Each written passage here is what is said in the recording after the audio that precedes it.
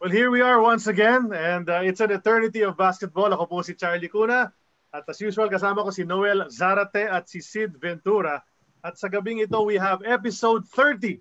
Umabot na tayo ng 30 dito sa AEOB at ang ating guest sa gabing ito, pang-anim na Rookie of the Year na nakakasama natin dito sa AEOB, sa PBA, nag-Rookie of the Year in 1978. Of course, a stellar career at the University of the East prior to turning pro and a part of the national team as well. Pag-uusapan natin mamaya yan. We have with us former Tanduay player, former Great Taste, and former Shell Cager in the PBA, none other than Jimmy Manansala. Jimmy, welcome to the show. Thank you, Charlie. Noel, tsaka si Sid. Good evening sa inyong tatlo, tsaka sa lahat ng mga nanonood. Well, you know, tuwa kami, siyempre, yung mga players, yung mga pangalan na ganyan, no? Pag pinopost namin yan sa Facebook page, kung sino mga guest namin, ang daming reactions agad ng mga tao. Sweet shooting, Jimmy Manansala. Naku, grabe yan mula sa outside. Ganun yung mga comments ng mga tao, no? So yun, pag-uusapan natin paano naging sweet shooting at paano gumanda yung shooting mula sa labas ni Jimmy Manansala among other attributes that he had during his time as a PBA player and even prior to the pro career that he had. No? Sir Jimmy, so alam natin kay isang Kapampangan, no? You grew up, you were born in Macabebe, tama ba? Santa Rita, Macabebe, Pampanga. Oh. So nandun ka, siyempre doon ka, I guess, na-introduce sa sport ng basketball, di ba? Paano nangyari yun? Sino una nag-introduce sa'yo ng sport ng basketball at paano mo naman nahiligan itong tawag nga nilang sport of the Filipinos?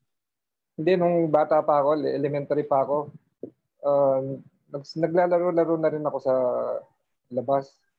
Yung kalaban ko yung dalawang kapatid ko na matanda sa akin. Pero yung ring namin, yung maliit pang ring. Kaya lang, malakas din ako nang tumalon ng konti kasi ako nakakadank, sila hindi sila makadank. Anong height ng ring na yun? Bababa lang siguro, pero abot ko sila, hindi nila maabot eh. So doon ko na-realize na medyo mataas akong tumalon ng konti. Okay, pero hindi na naging trademark mo, Coach Jimmy, jump shot mo na sobrang taas ng talon mo bago mo mabitiwan yung bola. So talagang ang hirap mo na supalpalin. Sino ang unang mga nagturo sa'yo na maglaro ng basketball bukod sa mga kapatid mo? Hindi, nung high school na ako, ang nakakalaban ko mga matatanda ng player sa mga interbaryo. Sinakalaban ko mga player ng NU, mga player ng UE. So ako, high school pa lang ako, nakakalaban ko na sila.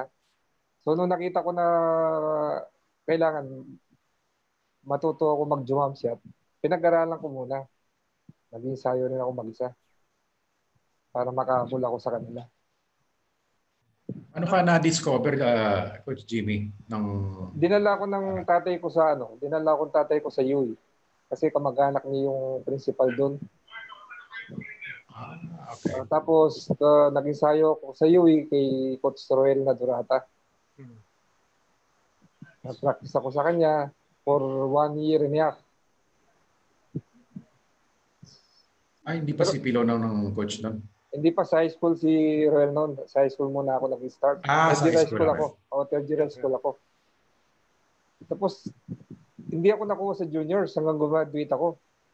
Okay. So, nagtuloy-tuloy ako hanggang college sa UE. Ang coach no, si Coach Pilo Pumarin. So, nag-residence ako sa UE ng siguro. Pero yung mag-guard ka na ever since? Hindi, shooting guard. Off guard. Okay. So, nung araw kasi sa UE, ang gagaling ng mga lalakas ng mga players. Sino mga kasabay nyo nun nung pumasok kayo as freshman sa UE? Ako, kasabi ko si Mon Cruz. At saka si si Enriquez. Tapos si Alex Tan. Alex Tan, kasama mo. Kasama si Alex Tan. Tapos sina Emer, saka sina Tito, 4th year na nila noon nung pagpasok namin. Nakwento nga ni Emer na nagkaabutan kayo ng isang taon. Nagkaabutan kami ni Emer, si Emer noon. Sobrang galing na niya kasi umpisa pa lang magaling na naman talaga si Emer eh. Hanggang nung pinapanood ko pa siya, nakikinsayo ako sa kanila, nakikita ko na si Emer, magaling talaga. Sa mga perimeter naman siya. Mga perimeter siya tumitira. Tatanong ko nga kay Emer nung nag-guest siya sa amin couple of weeks ago. Kung nag-shooting contest kayong dalawa. Kasi yun talaga yung talent nyo eh. Shooting talaga. Pero sabi nga niya, hindi na masyado kasi fourth year na nga siya. First year ka pa lang, di ba? So hindi na kayo na nabigyan ng pagkakataon masyadong mag-practice together at mag-shooting contest. Pero may times ba na naaalala mo na nag-shooting kayong dalawa na magkasama Piso-piso. na? Piso-piso. Di pa piso-piso no, mahal pa piso no, 25-25. Baka gis-gis nga lang eh. Si Emer kasi mahirap lapitan, hindi nagsasalita eh. Ano siya, tahimik masyado eh. Siyempre, nakakayang makiano sa kanya kasi rookie pa lang ako, first year pa lang ako sa UE. Siya matagal na siya doon. Nag-ensayo kami, kanya-kanya kami ensayo pagkatapos ng practice, nag-shooting kami doon. Tapos nakatira kami, may quarters kami doon lang sa likod ng gym. So pwede kami mag-ensayo kahit anong oras. So yan. So kahit gabi na, pagkatapos di ako makatulog, punta na muna ako sa gym, shooting muna ako. Ganun ba yung nangyayari, coach? Katabi lang namin yung gym eh, kahit maaga kang gumising, pwede ka mag-shooting. Kahit ikaw lang mag-isa, di ba? Oo, kasi yun yung naging trademark kasi ng isang Jimmy Manansala. Tama sinabi ng mga fans, ano? Pag naalala niyo Jimmy Manansala, pag nakahawak ng bola, pag umangat na yan, pag hindi mo nasabayan yan, tapos na yon, tala mo na yon kaagad. Paano nyo na-develop yung ganong klaseng shooting? Akala ko kasi dati, kasi pinapanood nyo si Emer Legaspi, pero mukhang hindi naman kayo masyado nagkasabay ni Emer Legaspi. So, paano nyo na-develop yun, yung pagiging kamador nyo? Hindi kasi nung nawala si Emer, kaming dalawa na ni Moncruz ang nag-take over noon sa UE. Siyempre, kumpiyansa ka na, nabibigyan ka ng maraming bola. Kahit malayo, pag alam mong kaya mo nang itira, tinitira mo na, hindi ka pagagalitan ni coach kasi alam niya shooter ka.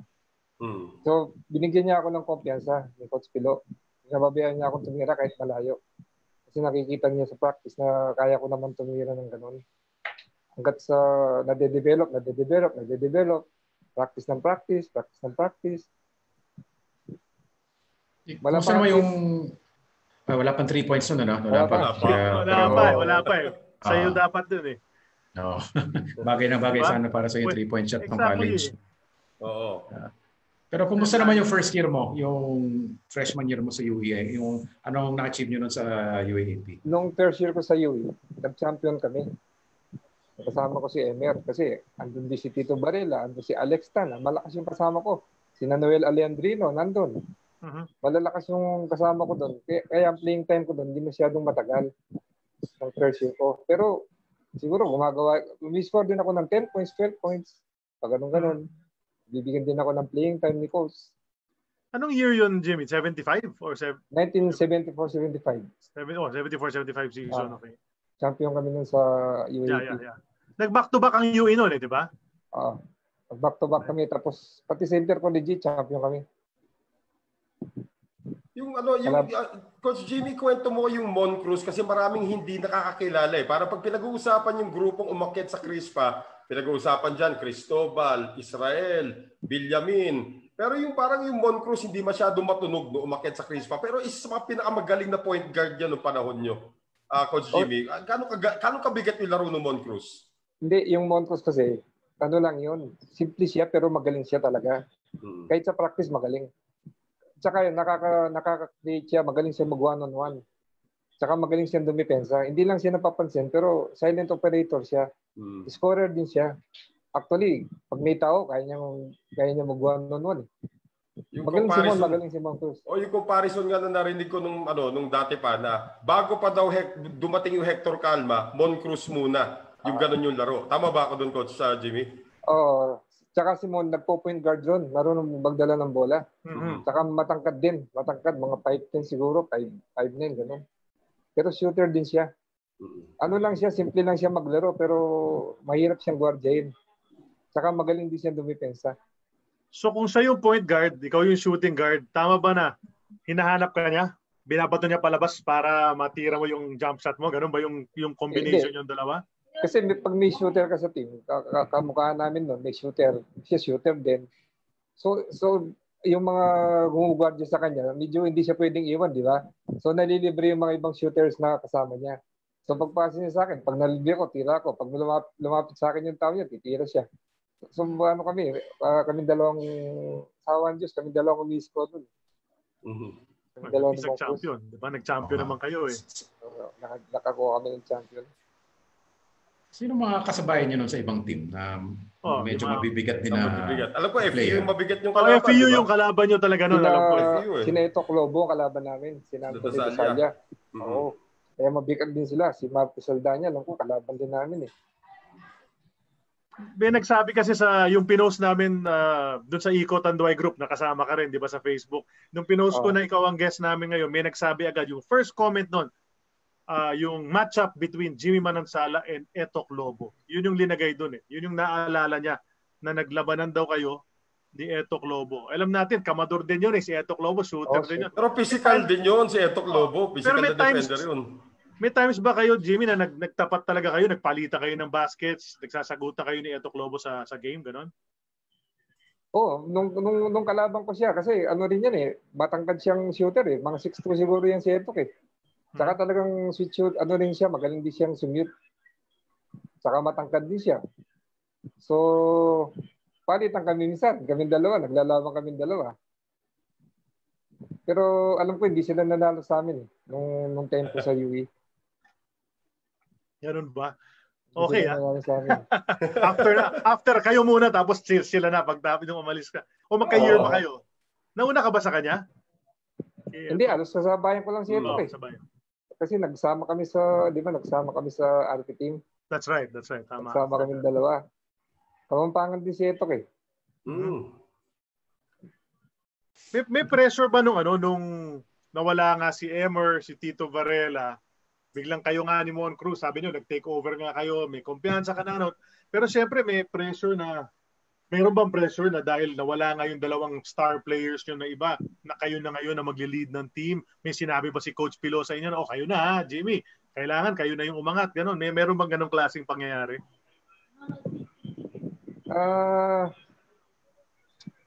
Kasi nung panahon na yun, kaya naging malakas din kami. Yung mga kasama namin, malalakas din. Sina Chua, sina Malyari, si Alex Tan, si Rico Acuña, malakas si Roque, sentro namin, malakas din yung team namin eh. Kasi si Pilo, gusto niya, pag nagtatayo siya ng team, kung sino yung mga mawawala, meron na kagad naka-reserve sa amin. Kung ilang mawawala, meron na siyang tinitrain na parang team B. So pag alis nung Nina Barela, meron na siyang pabalik na ganun din ang laro nila. Shooter, rebounder, defensive player, ganun ang style ni Coach Pilo. Kaya hindi rin kami masyadong na-pressure nung kami na namang Cruz. Go ahead, Sid. Tanong ko lang, yung after,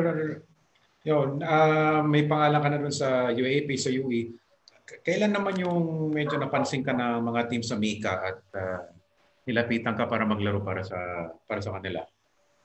Hindi kasi, nung pangalawang taon ko na sa UE, kinausap ako ni Coach Kaloy Saga.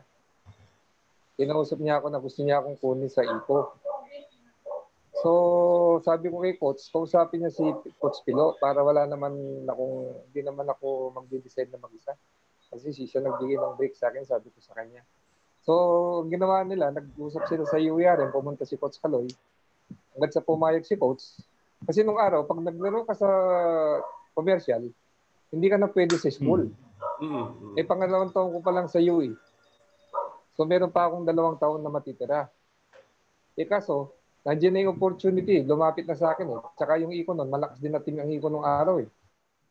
So, sabi ni Coach Pilo, pinayagan niya ako maglaro na sa Iko, kahit na hindi na ako maglaro sa UE. Yun ang napagkasunduan namin.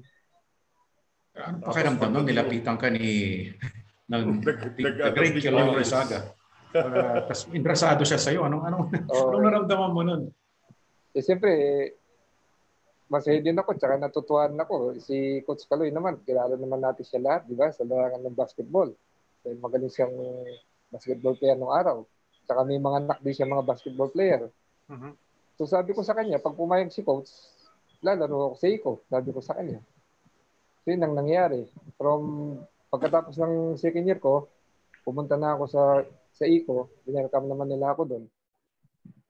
that was 19, if I'm not mistaken, mga 77.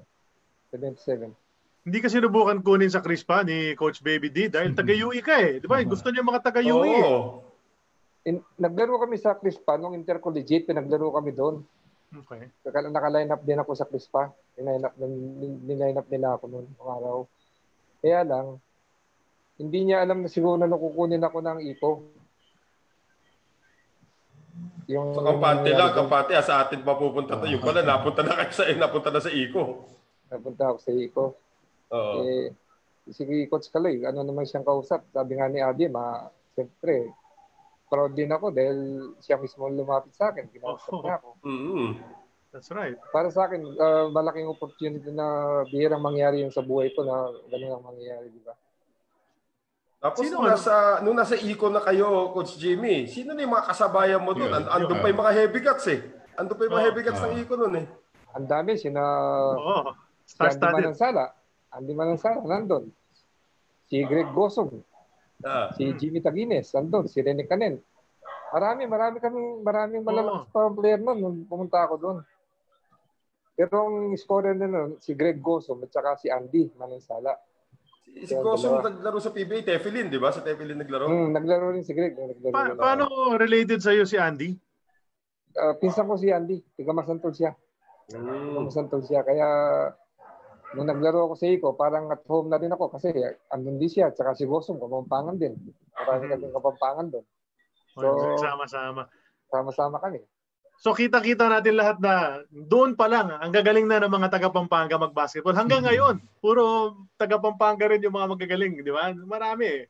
Mga Jason Castro ngayon, mga, di ba, Arwin Santos, Pinacueva, di ba? So ever since talagang breeding ground ng magagaling itong Pampanga. So, pero bago ka or actually hindi bago, pero kasabay nung nag-Mika Aka, nag-national team ka rin. Yan. Siyempre gusto natin marinig yung kwento ng national team experience mo. Kasi nung naglalaro pa ako sa UE, nag-form sila ng yung RP Youth. Okay. Noong 1976, di ba? Na-delay ng 1 year yun eh. Naging 1977. Mm-hmm. So pinag-tryout ako inimbita ako sa RP team. Ni Honesto Mayoralgos, ni Tembo Menencio. So nag-tryout kami doon, mga 300 siguro kami. Buong Pilipinas yun eh. Tapos nag-cut hanggang 30. Ginawa kami 15-15. So naglaro kami sa buong Pilipinas para makita kung sinong talagang pwede sa team. So sinuwerte naman ako na line up ako sa RP Youth. Nasama ako sa 14 na lineup. Napupunta kami sa Kuwait. Pero bago kami nagpunta sa Kuwait, nag-training muna kami siguro mga almost 1 year. Sinali kami sa Games, punta kami Singapore, punta kami Genting Island sa Malaysia. Ang dami namin pinaglaruan bago kami nagpunta sa Kuwait, sa team. Tapos buo yung grupong yun, walang pinalitan, walang dinagdag, di ba? Ang umayaw sa amin si Mamaril. Na-homesick. Si Romy Mamaril? Oo, na-homesick si Romy Mamaril. Si Abby King, kasama ko rin dapat. Ang nangyari naman kay Abby King, yun si Abby King, video ng konti yan eh. Pag ayaw niya yung ensayo, pag masyadong pagod yung ensayo, ayaw niya. So nangyari, parang nangayaw siya, nagalit. Umalis din siya. Sino mga pumalit sa kanila? Dalawang malaki yun. Hindi niya nakakwento yun. Si Anthony Dasalia. Si Dasalia. Si Joy Carpio. Tama ko si Joy. Fritz. Poblete. Fritz Gaston. Si Fritz. Si Etok. Yun ba yung may picture tayong pinakita kay sina Chuck 2 weeks Barrero. ago. Yun, Chuck Barrero. Sina Mariano, Rudy Lalota. Malakas din yung team namin eh. Rin. Si Alex Clarinho, sama ko din.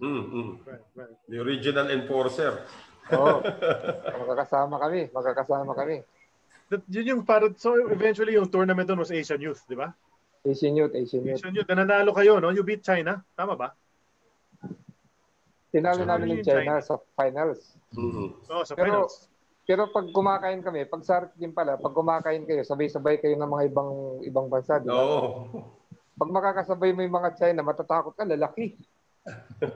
May mga 7-footer sila, 6'11", ang lalaki. Sabi ko, paano tatalunin ng China? Lilit namin. Di ba? Kaya nung finals, nung kalaban namin sila, si Joe Cantada pang announcer, kasama namin si Joe Cantada eh. Kaya hindi ko makalimutan eh. Pag nagsiswimming kami, kasama namin siya eh. Laki-laki ng boses nun. Oo, di ba? Galing mag-announcer din ni Joe. So, sawa ng Diyos, tinalo natin ng China. Hirap tayo, pero in the end, nag-champion pa rin kami. So, masayang maging member ng Philippine team. Yan ang pinakamasayang... Yung nakita mo sila, malalaki sila, naisip mo, paano namin tatalunin to? Paano nyo nga tinalo? Paano nyo nga tinalo yun? How did you do it? Dinaan namin sa gulang kasi di ba mga Pilipino magugulang. si Prince Gaston, pagdala niya yung bola, si Prince, babanggayin ka ni Prince, pagdala niya yung bola, gaganyan-ganyanin ka di ba? O, si mga kasama ko magugulang, si Dasal niya, matapang din, mga matatapang. Si Loco. Si Clarinho, ganun din, si Steve Watson, ang laki. So dinaan namin sila sa gulang, ginulangan namin ng konti, tapos sinuwerte kami sa shooting, sinuwerte kami. Pero kalaban yung China, sino gumawa? Sinong top scorer niyo nun? Kung maalala mo. Gumawa ko ng 26 points. Ikaw na yun. Siya yung top scorer. Video sinuwerte tayo ng konti. Kaya bibigyan lang naman ng screen ni Clarinho yan, tsaka ni Lobo, tapos na yan eh. Oo, ang tatapang ng kasama ko eh. Talagang lalabang ka talaga eh. Saka pagdala mo talagang national team, yung Philippine team, ibang mo. Talagang maganda yung iba yung mo experience mo. Parang wala kang kinakatakutan ba? Ganun ang feeling mo. Diba? Alam ko, linay pa nila yan sa Manila eh, nung finals namin sa China. Naka-live. Via satellite pa nun. Via satellite. Diba? Dati via satellite. Pero doon sa 26 points mo, ilan doon ang layup? Naka-layup ka ba? O puro tira sa labas? Hindi ko alam eh. Pero alam ko, puro tira sa labas kasi hindi ako pwedeng lumiyap. Lalaki nila eh. Yun nga iniisip ko eh. Ang lalaki nila. Sinerte ako. Alam ko, gumawa ako ng 20 points sa second half. Wow. Okay ah. Yan ang, kasi na-view ko ulit kanina yung kagabi yung mga clippings ko eh. Nanonood yung mga anak mo ha. May nag-hi dad si Joy Manansala. At saka kanina may isa pang may isa ka pang anak na nag-hi kanina nung nag-umpisa pa lang tayo. And we also have some friends watching. May taga Riyadh, may taga Colorado sa US. Nanonood ngayon. Anong oras ba sa Colorado ngayon? 3 in the morning? Parang gano'n. Oo. Iba tayong fans talaga nagpupuyat para lang mapanood yung mga dati lang iniidolo. Ganun na kasikat ang Eternity of Basketball ha. Ganun na kakatanda yung mga host. Kay Joy, kay Senji, yung Easy Eating, yung anak kong paapat. Ay nga pala sa kanila. Ganun kasikat yung mga guests namin. Yes. Yun eh. Kaya sila, they're here for you guys. Di ba? Hindi naman para sa amin yan. No? Pero salamat sa mga nanonood sa amin kahit na gabi sa inyo.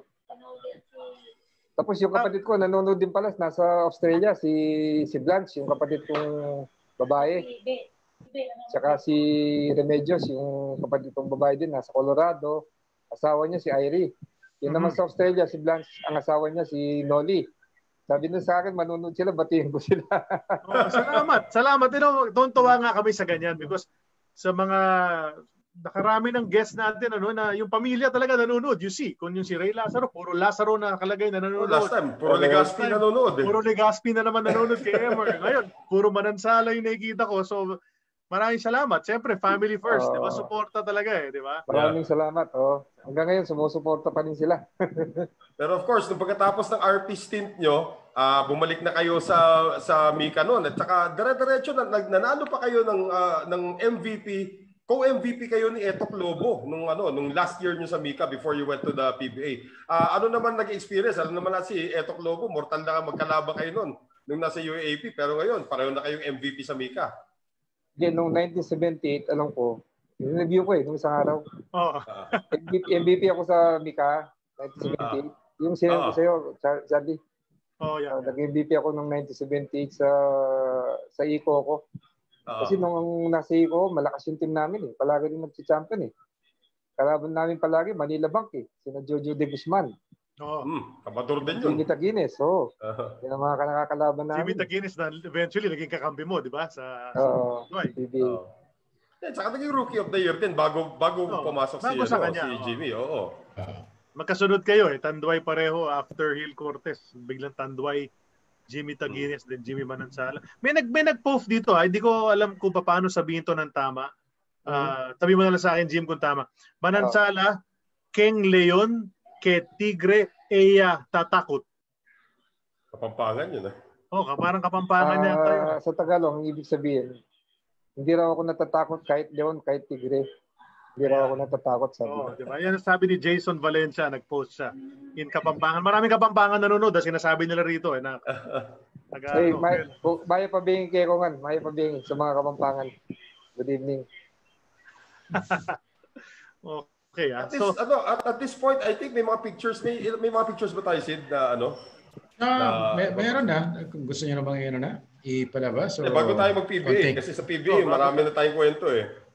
Okay, pwede naman Pero yung years mo, sige, bago inaayos ni Sid yan, yung years mo sa Mika, sabi mo nga, malakas ang Tanduay, pero ikaw ang nag-MVP eh. So, bakit? Paano nangyari na maraming stars on your team, bakit ikaw yung pinaka-star doon? Ikaw yung pinaka-lumitaw doon na naging MVP? Was it because of your teammates? So, sobrang swerte mo ba noon? Ano yung reason? Hindi, actually, nung bago ako sa ICO, marami akong inabutan sa mga superstar doon. Kaya lang, ang ano ko lang, siguro, kumpiyansa rin ako sa sarili ko na kaya ko din namang miscore. Alam ko, kaya ko din naman dumipensa. At saka rumi-rebound din ako. So, parang malakas na rin ang loob ko dahil nag-RP team ako, nag-champion kami, nag-mika ako, marami rin akong kasamang magagaling. So, parang naging challenge sa akin yun na kailangan maging magaling pa ako para makuha ko yung MVP. At saka sa totoo lang, yung mga tatay ni Mike Bilbao, si Jesus Bilbao, mahal na mahal ako ng mga yan. May bibli ako board and radio, nakatira ako nung kay Coach Edo Campo. Pinatira niya ako doon. That's right. Meron akong, libre ako lahat. Pero sa binibigyan nila sweldo sa akin. Ano ako doon? Binibaby ako din na yung tatay ni Mike Bilbao. Alam mo yung eldest girl, yung eldest daughter ni Edo Campo, si Katrina. Yung nakita niya ikaw yung guest ngayon, nag-comment siya agad sa akin. I remember him. He used to live with us. I was very small pa. Sabi ni Katrina, doon ka raw nakatira nga sa bahay nila. So, Katrina, she remembers, no? Kumusta? Tumira ako kay Ed. Matagal din ako nakatira kay Coach Ed. Kasi pinabantayan talaga ako nila para hindi ako makalabas eh. Pero hindi naman ako mahilig lumabas eh. Jimmy, bago tayo pumunta sa mga photos, may nag-comment lang dito. Pangalan niya Freddy Formoso. Sabi niya, nagpakalbo daw kayo nung natalo kayo sa championship laban kina Eto Globo. Totoo ba yun? Nagano raw? Nagpakalbo daw kayo? Oo, sa Mika, nagpakalbo kami lahat. Kasi hindi kami mananalo. So parang may jinx na sabi namin, pag natalo pa kami, lahat kami magpapakalbo. Kaya may picture kami nga kinubook namin dyan eh. Nagpakalbo kami lahat eh. Many years later, ginawa rin ng Sunkiss yun eh, di ba? Nila Coach Yeng Yao, ginawa rin nila yan sa PBA. Nagpakalbo sila lahat, alam ko eh. Nalala ko. Si Berhel, nalala ko. Kalbo nga si Berhel din nun eh. Kahit di bagay sa yung kalbo, kailangan mo pakalbo eh. Kasi buong team kalbo eh. Kesa naman dati, Mobileye, lahat, dilaw ang buhok. Parang mas okay na magpakalbo. Ano mas maganda doon? Loko ko si Jerome Hercito eh. Okay ka, Jerome. Kamukha mo si Bart Simpson. Kalbo na yata kayo eh. Ngayon, papunta na doon si Jerome Hercito. Papunta na doon. Meron nang nanonood from Australia. So may Colorado na tayo, may Australia pa, may Riyadh. Ako, international. Ito yung RP team yan. Ito yung isang RP team. Kaya natin, Sid. Ito yung pinadala rin ni Fritz Gaston itong photo na to eh. Ito yung RP Youth nga. Ito sila Dasalia, Mamaril. Ayun, ito si Fritz sa baba. Nakakabay sa'yo si Stevie Watson. Si Castillo. Tignan namin si Castillo rin, malaki. Si Ricky Mariano. Joy Carpio to ano? Ricky Mariano, Sambeda. Mariano. Player ng ITM. Pero nandiyan pa si Mamaril sa picture, oh. Diyan si Mamaril. SEA Games pa to. Nung sa quiet kami, nangayaw na eh. Sa Malaysia pa lang, umiiyak na yun eh. Karunit ko, umiiyak eh. Namimiss daw niya yung girlfriend niya. Baka nanonood yung anak, Billy. Tama ba yun? Totoo ba yung kwento tungkol kay AirPods? Hindi, actually, nakita lang kami ni Mamaril nung sa UAP. Magkakasama nga kami, pati si tatay ni Japet. Si Peter. Si Peter, magkatabi kami. Nag-uusap nga kami doon. Masaya naman. At least nakikita ko yung mga dati kong mga kasama. Right. Saka bigat din itong national team pag tinitignan ko rin ito. No? Oo nga, ang lakas eh. Malakas tong team na to. Oo. Lingo. Ito, ano naman to? UE Warriors, National... sa Intercollegiate. Intercollegiate, Sa Iloilo. 1977, Kalaban namin, sina Marlo Acotin, sina Velasco, sina Tuadles. Lakas ng kalaban namin, UV. UV? Oo. Ito nga, sabi. After edging University of Visayas for the 1977. Klim sponsor, yung dating gatas. Klim. Pero lang yan, dikit lang yan. Nagkatalo kami, seconds na lang. Nagkatalo kami. Malakas yung team nila yung UV. Malakas din. Parating pinag-uusapan, saan ba talaga yung basketball factory ng Pilipinas? Pampanga ba o Cebu? Diba? Parating pinag-uusapan. Pagaling ka ng mga player, kuha kayo mga Kapampangan, kuha kayo ng mga taga Cebu. Parang patas lang halos sa Coach Jimmy. Ano tingin mo? Lamang pa ba Pampanga sa Cebu?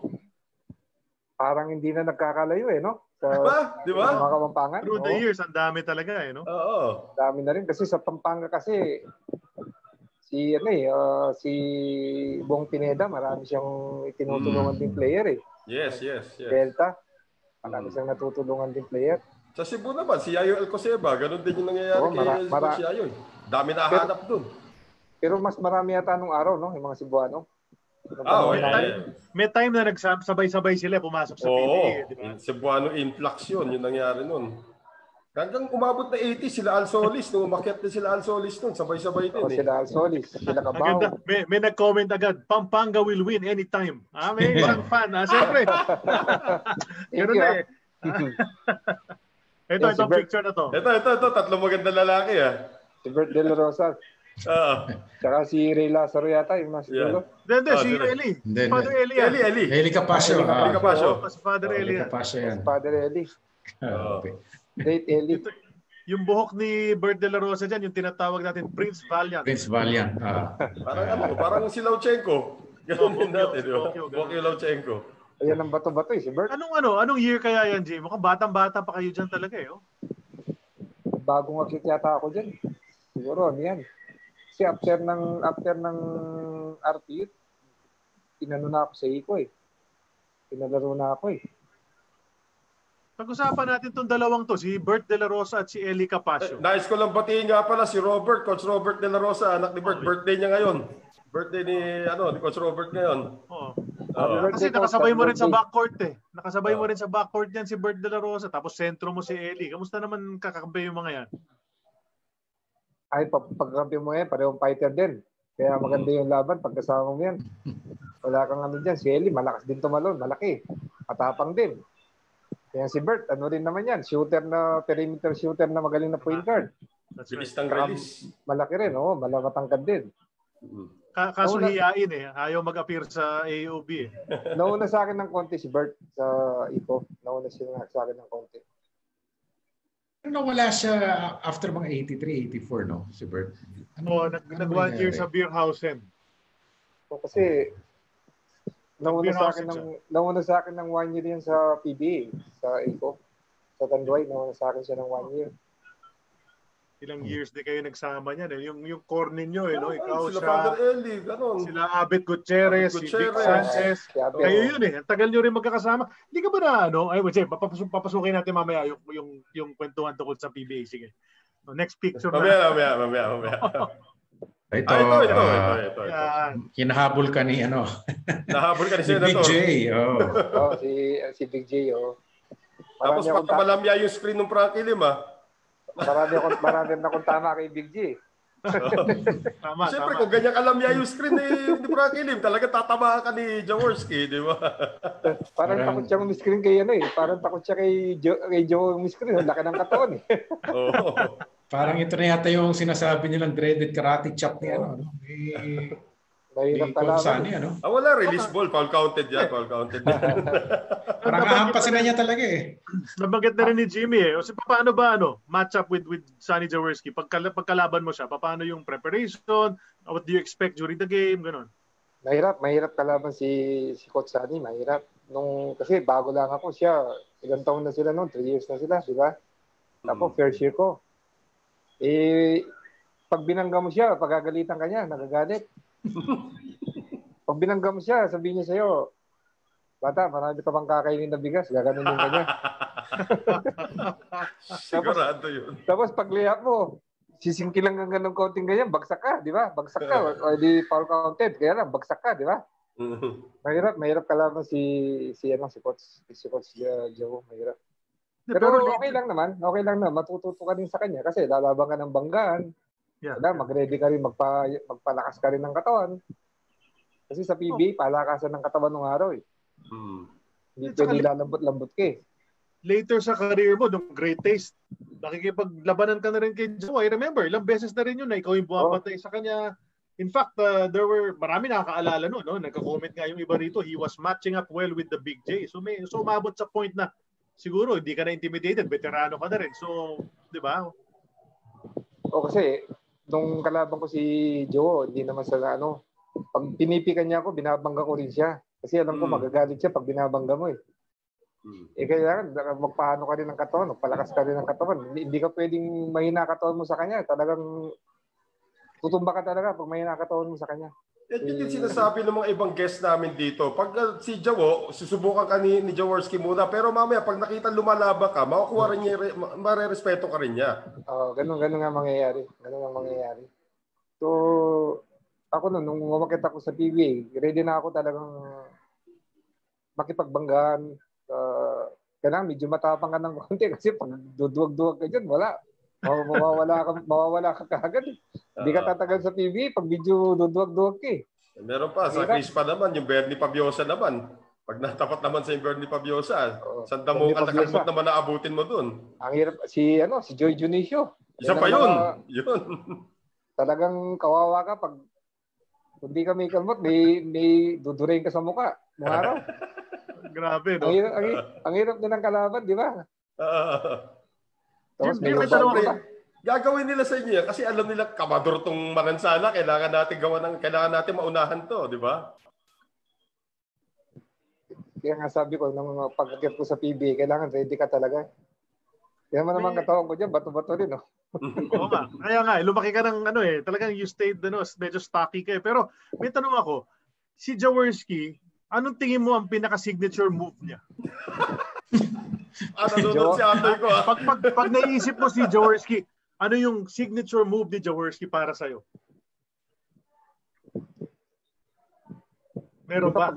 Di ba pagdala niya ng bola, di ba? Pagdala ng bola, pag layup niya isang kamay lang kasi binibitbit niya yung bola, laki ng kamay niya. Ganun lang niya yung bola. Hawak niya yung bola kasi pag layup niya, hindi mo siya pwedeng habulin. Tapos nakaiwan na nasiko sa yun. Dumidribble siya, bigla lang siyang iikot, di ba? Mga move niya eh. Bigla lang siyang iikot. Tapos pag dumayo ka ng konti, titirahan ka sa 3 points. So wala kang sa kanya.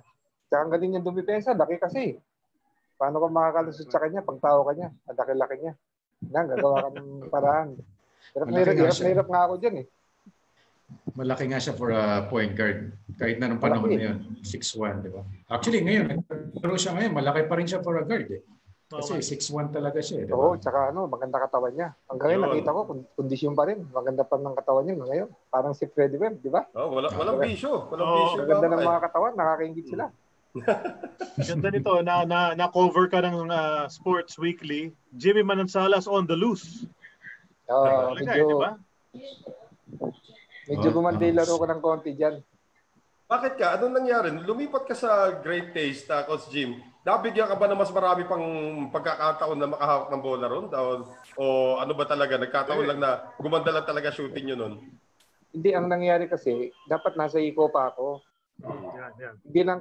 Meron lang kaming hindi pagkakaunawaan ng coach sa Iko noon, nung araw na yon. So, inano nila ako, parang binangko nila ako, parang tinanggal ako sa lineup. So, ang nangyari, kinausap ako ng Great Taste. May kumausap sa akin na tiga Great Taste. Pinapirma ako ng kontrata. Pero hindi pa ako nirelease ng Iko. Andun pa rin ako sa Tanduay noon. Tapos the following day, tinawagan naman ako ni Narciso Bernardo. Pinapirma naman ako sa Crispa ni Danny Toro. Sinaman na ako sa Makati. Nagkaroon kami ng dinner doon. Kasama ko yung mga player ng Crispa. After namin mag-dinner, pumirma rin ako ng kontrata nun sa Crispa. Okay. Yung pag-Grand Slam nila. Tapos nadalhin pala ako ni Tommy Manutok nung mga panahon na yun. Kasi gusto niya pala niya yung mga defensive na may shooting din. So, ano nangyari doon? Dalawa-dalawa kontrata nyo. Tinatawag ako sa commissioner's office.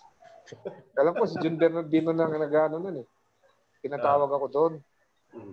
Gusto nila, bawal daw yung ginawa ko, ba't daw pumirma ako ng 2 kontrata? Eh nangyari naman, ang pinirmahan ko sa Great Taste, talagang kontrata ng PBA. Yung uniform contract talaga. Yung sa Crispa, parang papel lang na ginawa ni Boss Danny na parang pinapirma lang ako sa baba, sa gilid. Gabi, mga 11 o'clock siguro, 12 o'clock ng gabi. Nakainom na. Oo, medyo nakainom na. Pumunta kami sa Pasig. Pinapirma niya ako doon. Medyo maganda ng konti offer niya sa akin, kaya lang. Mas inanuling sa Great Taste, mas inunom nila. So sa Great Taste ako naglaro. Buti hindi na-file ng Crispa doon sa ginawa nila, no? Tampering din yung ginawa kasi wala pang release, di ba? Hindi kasi, during that time pala, Noel, pag pala linagay ka sa reserve list, automatic free agent ka. Nung ko nalaman so yun, pwede. Hindi alam, live contract. Hindi alam ngayon ng Tanduay yun. So inaabol nila ako. Inaabol pa ako ng Tanduay noon. Parang nagalit yata yung sa taas. Kasi pinabayaan nila ako mawala sa Tanduay. Inaabol pa nila ako during that time. Kasi hindi na nila ako mahabol. Okay, saka, di ba middle of the season nangyari yan?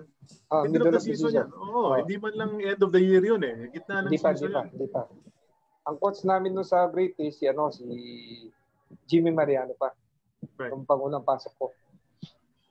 Unang pasok sa Great Taste, si Jimmy Mariano.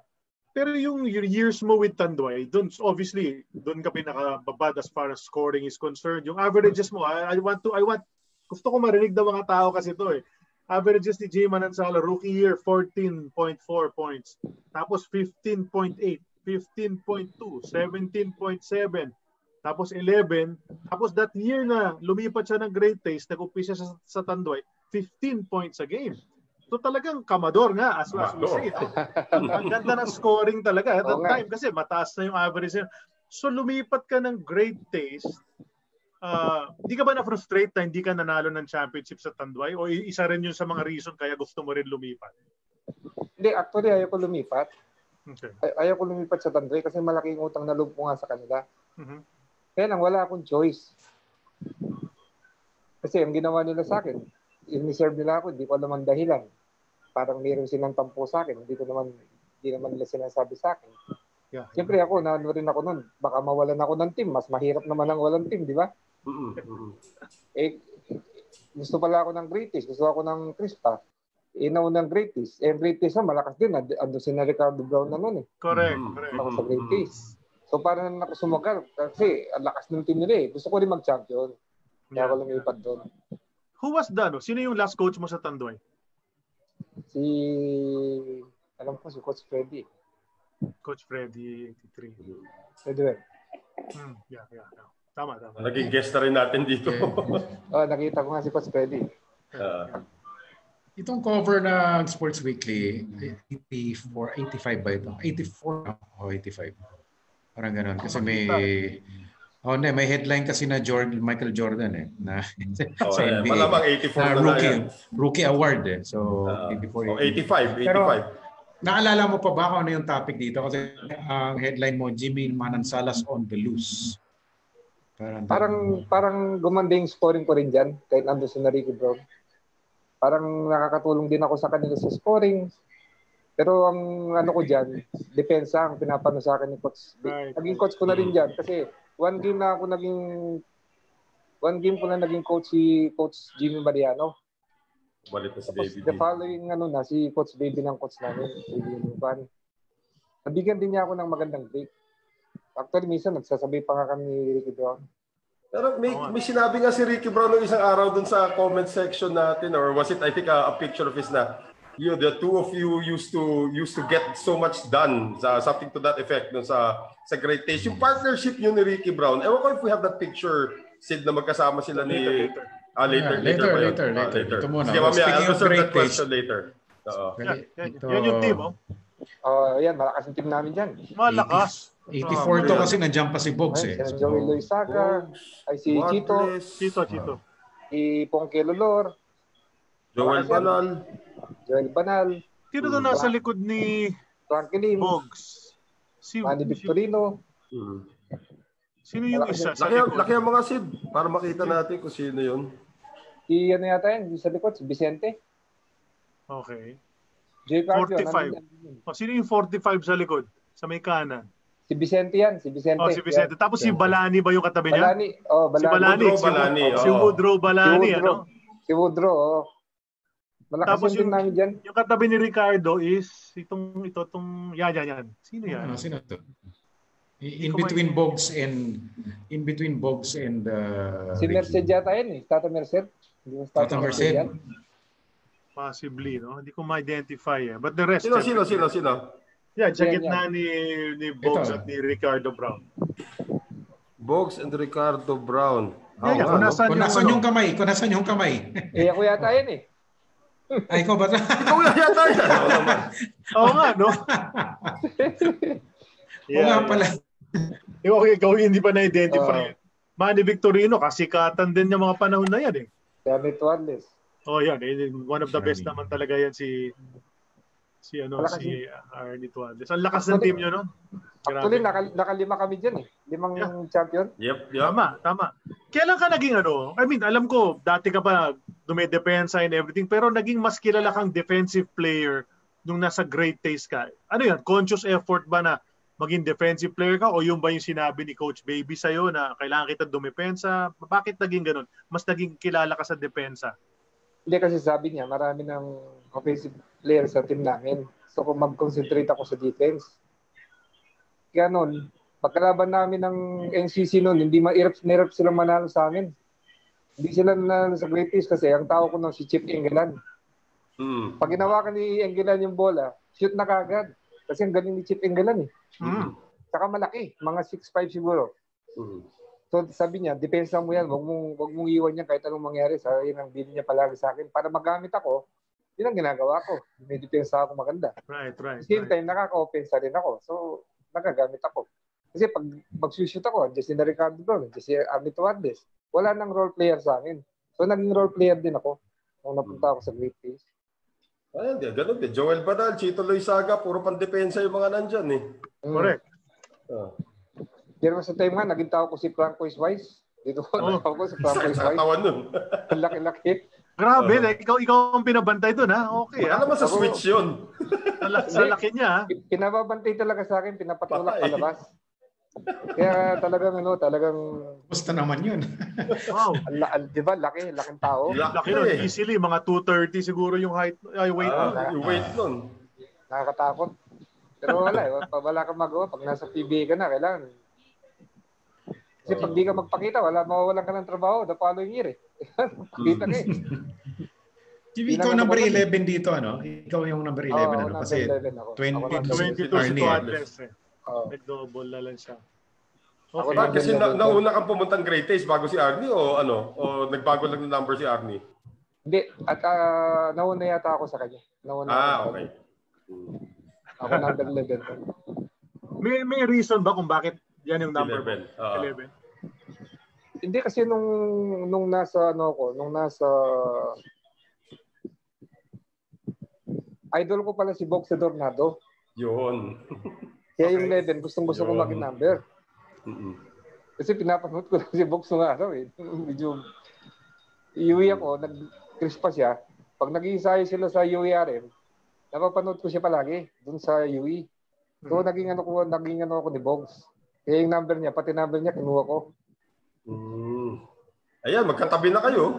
Tapos nagpalit siya, ginawa niya 33 siya. Ginawa niya 33 nung ginawa niya 33. Nasa UTEX na siya doon. Okay, what's next? Ito. Ito yung tinatanong kanina. Talo pa kami ng isang araw kung sino yung nag-i-interview sa inyo eh. So, mukhang Danny Zambrano. parang co-players of the game, parang gano'n Co-players of the game. Parang pareho kayong ano.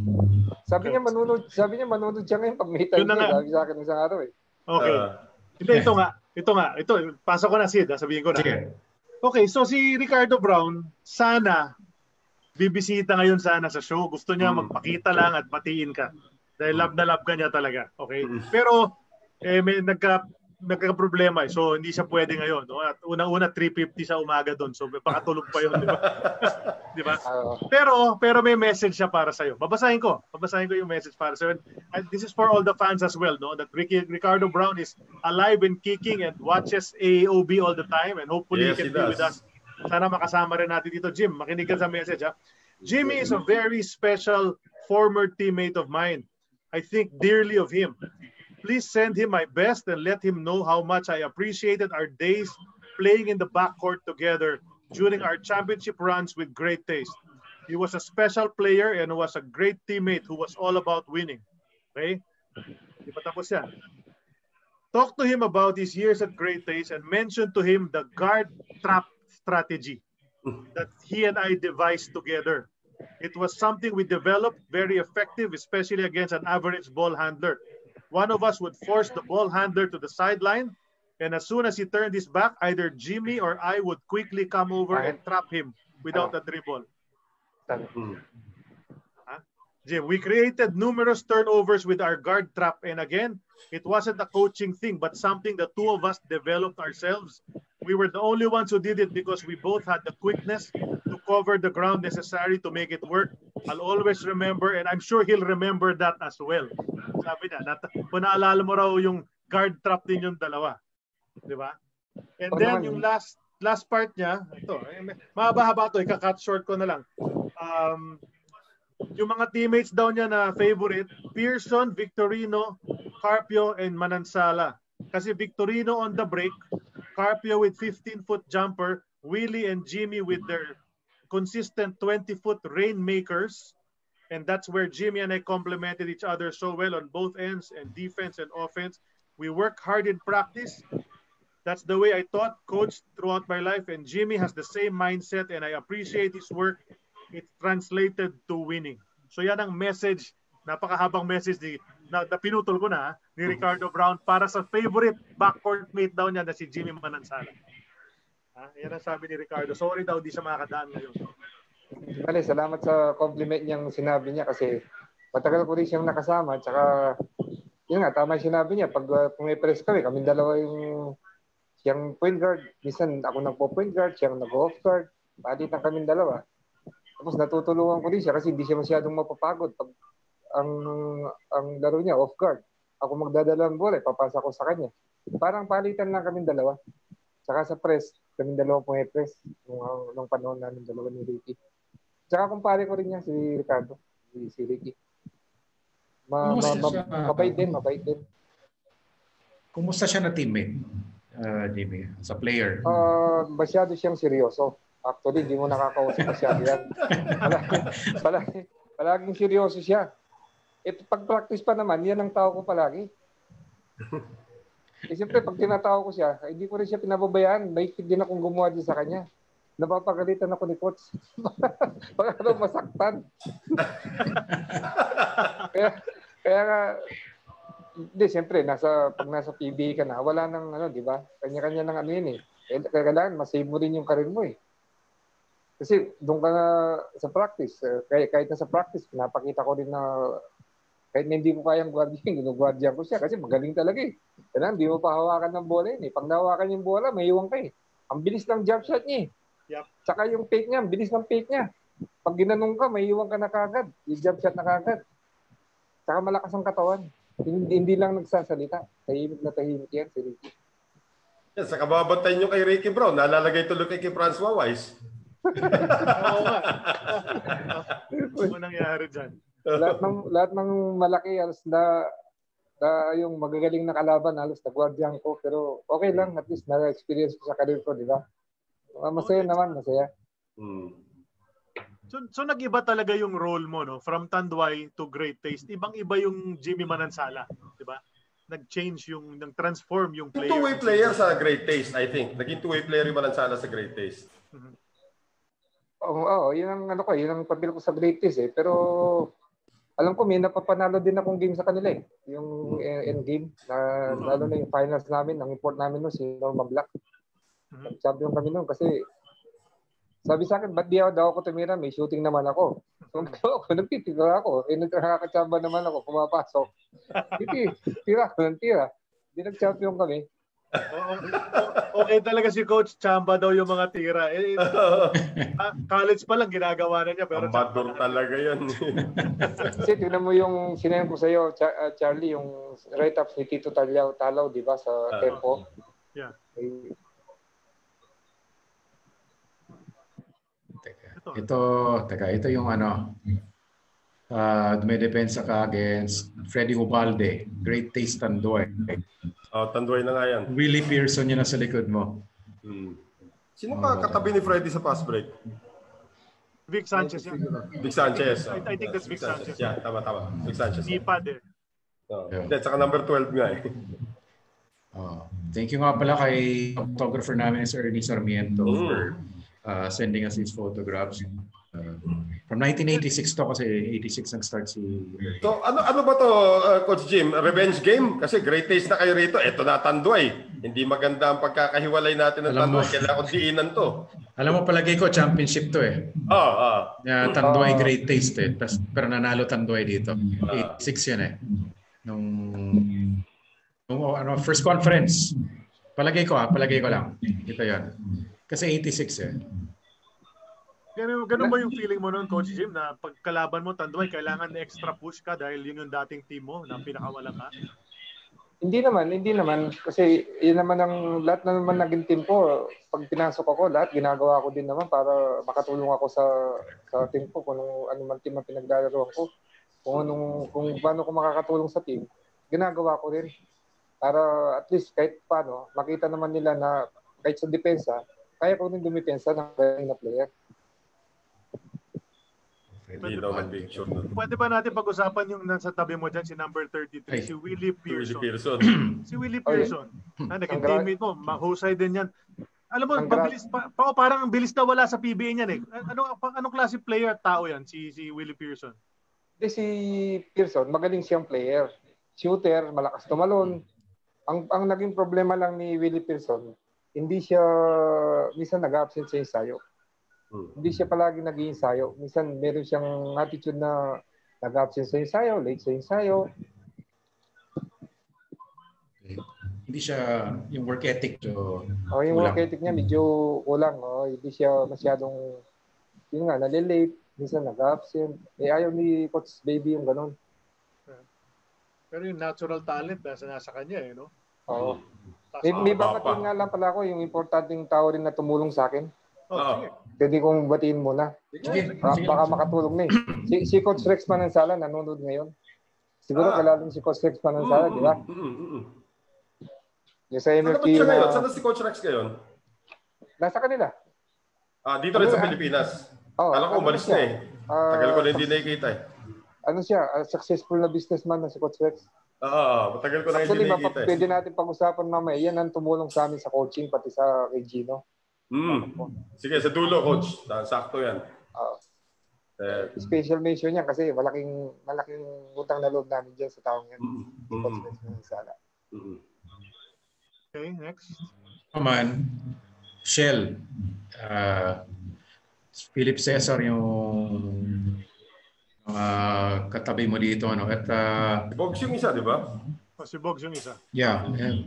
86 din to, pero later, mga year later, matatrade kayo for, kayong dalawa involved dun sa malaking trade na yon. Involving Alan Kaidik yun. Yung Great Taste, no? Nung start ng 87, Oh, hindi namin lang. Titrade kami ni Manny Victorino sa Shell. Kay Dick.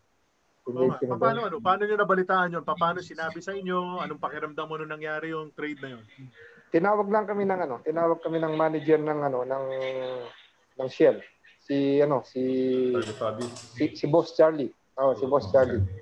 Pinakamabait na din na boss yan, si Boss Charlie Pabis. Isa sa pinakamagaling na coach. Manager. Siya nagsabi sa amin, tapos in-offeran niya kami ng ibang kontrata. Parang iningklasan kami ng paglipat namin sa Shell. Mabait si Boss Charlie. And that trade was it was Manny Victorino and Jimmy Manansala for Philip Cesar and Bernie Fabiosa. Tama? And Box Adornado. Hindi. Di ba? Hindi. Wala, Box Shell already. Tapos, yung number one pick to Alaska. Oh, tapos yung number one pick kasama doon, yung number one pick, which turned out to be na nanonood sa atin ngayon, si Alan Caidic. Kasi kayo kwento nga doon, gusto ni Coach Baby kunin si Alan Caidic. Ang problema, si Alan Caidic nagpa-practice sa Sales Brothers. Diba? Tapos yung Shell naman, number one pick, ayaw pamigay ng Shell yung number one pick. So ginawa ni Coach Baby, tinrade niya kayo. Victorino Manansala para makuha yung mga veterano niya, tapos yung number one pick na Shell. Kamot ulo tuloy ngayon si Sales Brothers. Wala sa kanilang Caidic. Galing, yun ang steal of the draft na ginawa ni Coach Baby Dalupa noong 1987. Oh, mabigat yung team nila. Mabigat yung team nila. Yung Shell gusto rin ng big man kasi nung mga panahon na yun, kulang sila sa big man. Kaya kumagat sila kay Manny Victorino. Franchise player naman yung Manny Victorino, kaya nga ang dami nagulat doon sa trade na yun eh. Pero kami rin, nagulat kami. Yun na nga. Pero yung kailangan pag-usapan yung great taste days mo talaga. Sa ganda ng laro mo doon, tapos meron kayo nung 5 championships, there was a time 4 straight championships pa kayo, di ba? Diba? Yung second, third conference, first, second conference ng next year. Hindi lang kayo nag-grand slam. Si Sid, great taste fan yan si Sid. Kabisado niya yan. Kailangan pag-usapan natin yung galing ng team na yon. Let's talk about that team. Kung gaano kagaling yung team na yun, yung chemistry nyo, yung management nyo, yung coach nyo. Kailangan malaman ng mga tao. Hindi na pag-usapan ng great taste the way that they should talk about great taste. Exactly. Hindi kasi si manager namin noon, si Mr. Gotaw. IG. IG. Sabi niya, lalaki ng sweldo niyo, kailangan naman makita niya mag-champion kami. Yun ang niya sa amin. Saka talaga naman yung lineup namin, malakas. Kompleto kami. So, sawa naman ng Diyos, nanalo kami ng sunod-sunod. Alam ko, nakalima kami sa greatest, kaya lang, hindi kami nag-grand slam. Yun ang namin. Yun ang isang namin. Pero, saka nangangako din sila ng bibigyan kami ganito, bibigyan kami ganon. Tapos ang coach namin, si Coach Dalupan, magaling na coach. Ang lakas ng lineup. Pag championship talaga yung team namin, malakas talaga. Gaano kabigat yung Coach Baby Dalupan? Pag sinasabi mo Baby Dalupan, yung mga ibang mga ngayon, di siguro nakikilala kung gaano kagaling na coach yung Baby Dalupan. Anong impact ni Coach Baby Dalupan sa isang Jimmy Manansala? Si coach kasi, ang pag kumukuha siya ng player, binabalansin niya yung team niya. Gusto niya may mga role player. Kaya kung mapapansin niyo, meron kami mga Balani, meron kami mga Banate, meron kami mga Tata Merced. Yung mga pampaswerte lang niya, lang niya sa meron kami Torres. Ganun siya kung kumuha ng player. Mga role player ang kinukuha niya. Magagaling na player pero alam niya kung paano niya gamitin. Saka kay coach talaga, disciplinary siya talaga. Talagang pag ginamit ka niya, kailangan maglaro ka talaga ng maganda. Tamang maglaro ka ng tama, kundi makakarinig ka sa kanya. Kahit nasa PBA ka na. Yun ang ng Baby Dalupan. Hindi naman sinasabi ng mga ibang nahawakan ni Coach Baby. Disciplinarian daw talaga eh. Oo, mahirap siya maging coach. Pag masama din na mo yung gabi, pag practice ka ng bukasan, sasabihan ka niya. Ganun siya ka-disciplinarian sa mga players niya. Sino ka pinaka-close nun sa Great Taste Team? Sino yung parang best friend mo? Si Abe. Abe King. Lahat naman yata si Abe. Maraming gusto si Abe. Mano kasi si Abe, marunong siyang maglambing sa mga players. Mano siya, yung palakaibigan siya, yung, uuwi ka. paupuin ka muna sa kotse niya, mag-uusap muna kayo sandali. Tapos bago ka umalis, bibiruin ka niya, lulukuin ka niya, tapos tatawag sa telepono. Sabi niya, pare, gano'n, naging kumpare, gano'n. Hindi bang mano siya, yung malambing siya sa mga kasama niya. Kabaligtaran yung nakikita nila support na siya, di ba? Kung maglaro siya, talagang seryoso rin siya maglaro. Tama. Pero sa labas naman, napakabait din naman yung tao. Meron nga ako ikukwento sa inyo, kinuha kong ninong yan sa anak ko eh. Nagulat nga ako, laki ng bigay sa akin, nakabalot talaga, nakalagay sa isang lalagyan. Ang bigat, akala ko kung binigay niya sa akin. Sabi niya, pare, sa iyan. Sabi niya, sa ano ko yan ha, huwag mong pakikilaman yan. Ngayon pala, 1,000 bariya, 50 piso. Binigay niya sa akin, 1,000 bariya na 50 piso, para deposito ko lang sa bangko. Hindi ko lang gagalawin. Nung araw, pag 1,000, malaki na, di ba? Oo. Ganyan siya kalambing sa amin. Hindi lang malaki pa yung piso nung araw. Oo nga. Pa yung piso ngayon, 25 yun yung araw. Dati talaga yung piso, malaki. Kanta kami, 1,000 na 50 piso. Oo. Kaya palang bigat. Ay, Ganyan inipon siguro yun. ng buhat nun. Ganyan Sabi siya. niya inipon yun. Si Ed Cordero, naging ano ko rin, tsaka si Ray Cuenco. Yan ang mga ano ko nung araw. Kasi nakasabay ko rin si Ray Cuenco eh. Sa Shell. Sa Shell na. How about Ed Cordero? Nag-teammates ba kayo ni Ed? Nag-teammate, sa ano na kami nag-abot ni Ed eh. Sa Shell na rin pala. Nag-abot kami ni Ed. Shell, that's right. Sa dulo na. Sa dulo na. Okay. Sa Shell ba naabutan nyo si Coach Joe Lipa? Nung pagpunta ko sa Shell, si Joe. Pinabot ko si Joe. So, isa na mabigat na coach yun. Isa rin mabigat na coach. Oo. Kamusta naman si Coach Joe nung nandun sa inyo? Yung ano namin sa kanya, yung almusal namin, top board. Alam mo yung top board? Yung tina-top board niya yung bola. Right. Siya palayo ng palayo hanggang sa dulo sa kabila. Kami, sprint kami ng sprint. Yung sprint kami ng sprint. Kailangan, dabulin mo yung bola. Pag bumagsak, wala eh. Kailangan, di ba bagsak ang bola. Kailangan mag-start again, di ba? Parang UP Alam ko yan, UP training yan. Lumalayo siya ng lumalayo. Kami naman, sprint ng sprint. Yun ang breakfast namin sa kanya. Start pa lang ng practice yun. Parang college team eh, no? Mas magkagalit pa sa'yo, may pangalangan na agad na nakakabit dyan. Ganun kasi si Coach Jolly pa. Tapos yung ano namin, yung dessert namin sa kanya, planting rice. Yun! sa dulo yung kanin. Parang laureate. Sa dulo yung kanin. Planting rice kami. Kailangan pag small man ka, tapusin mo ng 23 seconds. Grabe. Pag di mo natapos, ulit ka.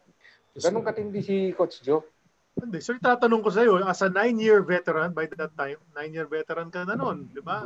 Paano ang reaction mo na biglang ganun uli yung practice na napakatindi? Hindi, sa akin, walang problema eh. Kasi, ang ano ko sa kanya, ang style naman kasi ni Coach Joe, pag sumusunod ka sa gusto niya, mamatay ka na sa court, gagamitin ka niya. Yun ang kagandahan kay Coach Joe. Pag sumusunod ka sa gusto niya, babad ka naman sa court. Actually, malaki rin ang utang na loob ko kay Coach Joe kasi pinarenew pa ako sa Shell noon eh. Pinabigyan pa niya ako ng 2 taon. Dahil nga sa work ethic siguro, nakikita niya ako na kung paano ako mag-ensayo. Talagang hindi ako nagano sa kanya. Basta lahat ng paggawa niya, ginagawa ko. Kaya, yan, hanggang ngayon, pag nakikita kami ni Coach Joe, sabi ko sa kanya, Coach, maraming salamat sa akin, yung nagdadalo pa ako. Pinano ko pa rin siya ngayon. Kasi totoo naman, nung araw, di ba? Para tulungan ka na coach na makarenew ka ulit ng 2 years. Hindi biro. Ang coach mismo ang nagkikipag-usap sa management, di ba? So yun lang ang ano ko, naman siya. Kahit napagod kami sa ensayo, work naman, di ba? Yung playing time, yun. Pero Coach Jim, kung kayo nag-i-enjoy kayo sa pinapagawa ni Coach John na almusal at saka dessert, may parusa, sino nagre-reklamo naman sa team nyo nung time na yun? Kailangan ko na magpa-trade. Sino kayo gusto na magpa-trade nung nakita si Jolly pa? Walang makano kay Coach Joe kasi nung araw iba talaga si Coach Joe. Hindi mo pwedeng kasi pag hindi ka sumunod, hindi ka niya gagamitin eh. Yun ang katigasan ng mga panahon na yun eh. Peak of his powers pa siya noon, 87, kaka-champion lang na UP noon. Pag sumigaw siya, talagang iba si Coach Joe eh. Ibang sumigaw yun eh. Ay, narinig ko na sumigaw sa UP Jimmy yan eh. Balik ka sa college. Bumata ka ulit, para bumata ka Sino ba ulit. nasa Shell nun? Cuenco, Austria, sino ba bang ano nun? Mga player nyo nun? Si Ray, si De Austria, si Ed Cordero. Si Timba nandun? Si Willie Pearson nandun, di ba? 87 sa Hindi, Shell. wala. Wala ba siya? Hindi ko na maalala yung mga player niya nun eh. Hindi tatagal kay Coach Joe si Willie Pearson. Wala, hindi pwede si Willie kay Coach Joe. Yung attitude niya, hindi pwede. Yeah. May isang conference kayo na nag-5-0 kayo sa elimination. Si Manny, kasama ko nun si Manny. Bumalik. Victory na, yung import niya si Shaws. Kaso umalis si Shaws. Oo nga si Dexter Shaws. Yan, sayang yun kasi malakas yung umpisa nyo nun, pero inabandon naman kayo ni Nung import namin. Ni Dexter Shaws. Binitin kami. Ano naman si Coach Joe? Okay din naman kaya lang. Ewan ko kung ngayon hindi na yata pwede yung ganung practice eh. Pag ganyan magpa-practice pero nung panahon ni Coach Joe, bawal na banda yung coach. Bawal. Di naman human rights violation. Ganun di naman. No? Pero malapit na. Pangala-ngala. Pangala-ngala. Puti yun. Sila Jay Ramirez ba naabutan pa? Hindi pa no? Jay Ramirez. Nabutan ko. Tsaka Final Solis. Sisubukan ko maalala ko sino yung mga nandun. Si Ray Cuenco, nabutan ko rin. Si Ray. Sama-sama kami. Ito yung Shell bago Magsano Ken Paras di ba? Malakas din kayo nun yung year na yun, 87 Naalala ko. Malakas din lineup namin. Malakas din. Kasi may mga player din kami mga bata. Sina Totoy Marquez yata, andun din. Yun. Saka yung kapatid ni Arnie. Romy Ang yata. Romy Ang. Si Calvin Tuadles. Andun na ba si Romy De La Rosa? Wala pa, 89 si Romy. Andun na. Andun yata. 89 siya. Sabay ni Benji. Sabay ni Benji. Parang gano'n, 88. Kasi 88, nakasabayan ko sina Magsanok na. Andun na si Romy. 89 si Benji, tama. Nung pumasok yung Magsanok nung 88, nakita yung una muna experience yung Ronnie Magsanok. Naisip mo ba, grabe napaka-special naman itong player na ito. Diba? Ganun pa talaga kagaling yung Ronnie Magsanok nung pumasok siyang batang-bata sa Shell? Hindi, magaling talaga si Ronnie. Magaling na player. Shooting guard siya talaga. Saka magaling mag-assist. Actually, nung pumasok si Magsanok sa amin, pumasok kami ng finals Ang coach namin si Dante Silverio na. 89. Yeah, that's right. 89 na ba yun? 88 yata. 88. Kalaban namin San Miguel. San Miguel. Pumasok kami ng finals. That's right. Ang coach na namin si Dante Silverio.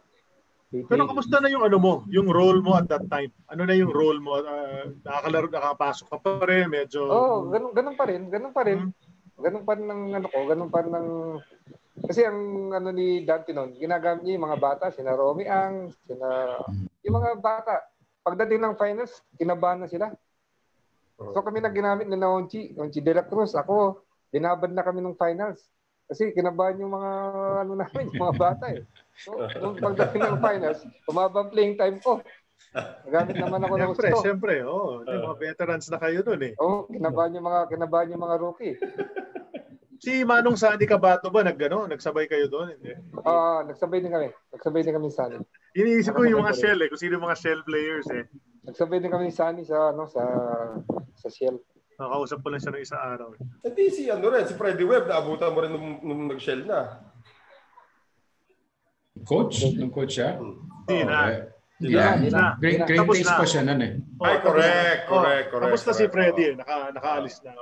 Kaya Jolly pa nga pala. So ilang coaches mo Edo Campo rin yata yung first coach mo sa Shell. Parang, if I'm not mistaken. Bago si Joe. Jolly pa and then si Dante. Edo Campo. Tapos Dante, Joe. Yun na yun. Hanggang nung palis na ako, hindi na yata si Dante. Si Dante pa rin. Si Dante pa nung 89. Nung nakasama na namin si Benji. Nung Sumunod kay Dante, 90 si Arlene. Arlene Rodriguez pa. Arlene Rodriguez. After na Nandun ka pa noon nung 1990 sa Shell? Parang na ako parang lumalabo na ng konti nun, 1990. Pero may kontrata pa ako nun. Yeah. Pero part ka nung championship yung nag-walkout yung Anye? Hindi Nandun ka pa nun? Wala Wala na si Jimmy nun. First Paano natapos yung mo sa Shell? Yun, nung pagkatapos kong... Kasi noon, nagkaroon kami din ng problema kasi nung mga panahon na yun, kanya-kanya ng bulungan sa management. Kanya-kanya ng lapit, kanya-kanya ng bulong, si ganito, si ganito. Eh, ayaw ko naman ng ganon. Ayaw ko naman ipagpilitan ng sarili ko, di ba? Ayaw sa akin. Ang ginawa ko, pumunta ako Amerika. Nagbakasyon ako. Noong 1990, nagbakasyon ako sa States. Eh, sabi ko, parang okay naman sa States. Hindi na ako bumalik. Nagsabaw na ako sa States. Bata pa ako. Kaya ko pa maglaro nun. Kasi naglaro pa ako sa Amerika. Naglalaro pa ako nun. Yeah. Eh, hindi na ako bumalik. Kasi sabi ko, may trabaho na rin naman ako. Okay, di naman na. Yung mga anak ko, medyo naano naman sila. Kasi ang importante yung mga anak natin, di ba, kung paano sila maging mais, maging mabigyan natin ng magandang kinabukasan, di ba? Hindi naman ako nagkamali ng desisyon. At least yung mga bata, naayos naman sila.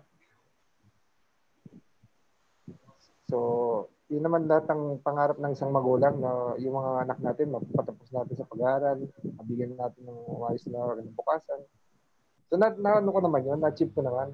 Hindi naman sa kahit ganito lang naman ako, yun nga, na maayos naman sila lahat. Alos ngayon, okay naman sila. Kasi 1990, 34 years old ka pa lang nun bata pa ako, kaya ko ba maglaro? Oo pwede. Pat lalo na yung laro mo, di ba? Pati tira-tira sa labas, ganyan. Pwede ka pa sana nun eh. So nung nagpunta ako sa States, sinundan ako ni Tim Coloso. So yung manager may manager kami doon na inject, Filipino. Binigyan niya ako ng kotse para maglaro sa team niya sa States. Pero isang team eh. Mga Pilipino rin ang kalaban namin eh. May team siya. So naglaro pa ako doon. Doon nasira ang tuhod ko sa Amerika. Doon pa nangyari. Doon pa nangyari. Kinakalaban namin sina Abang Ladores, sina Rudy Garcia, sina Mendoza. Maraming mga Pilipino, magagaling na nakakalaban namin. Kaya alos ako lang mag-isa doon sa inchik na yon. Alos ako lang mag-isa laban na laban. Pala yun sa States, Coach Jimmy. Saan sa States yun? New Jersey. Yung na-injure ka. East Coast. South Jersey. East Coast. So, doon din si Tim. Hanggang ngayon, nandun pa rin si Tim Coloso eh. Nandun pa rin si Tim. Yeah.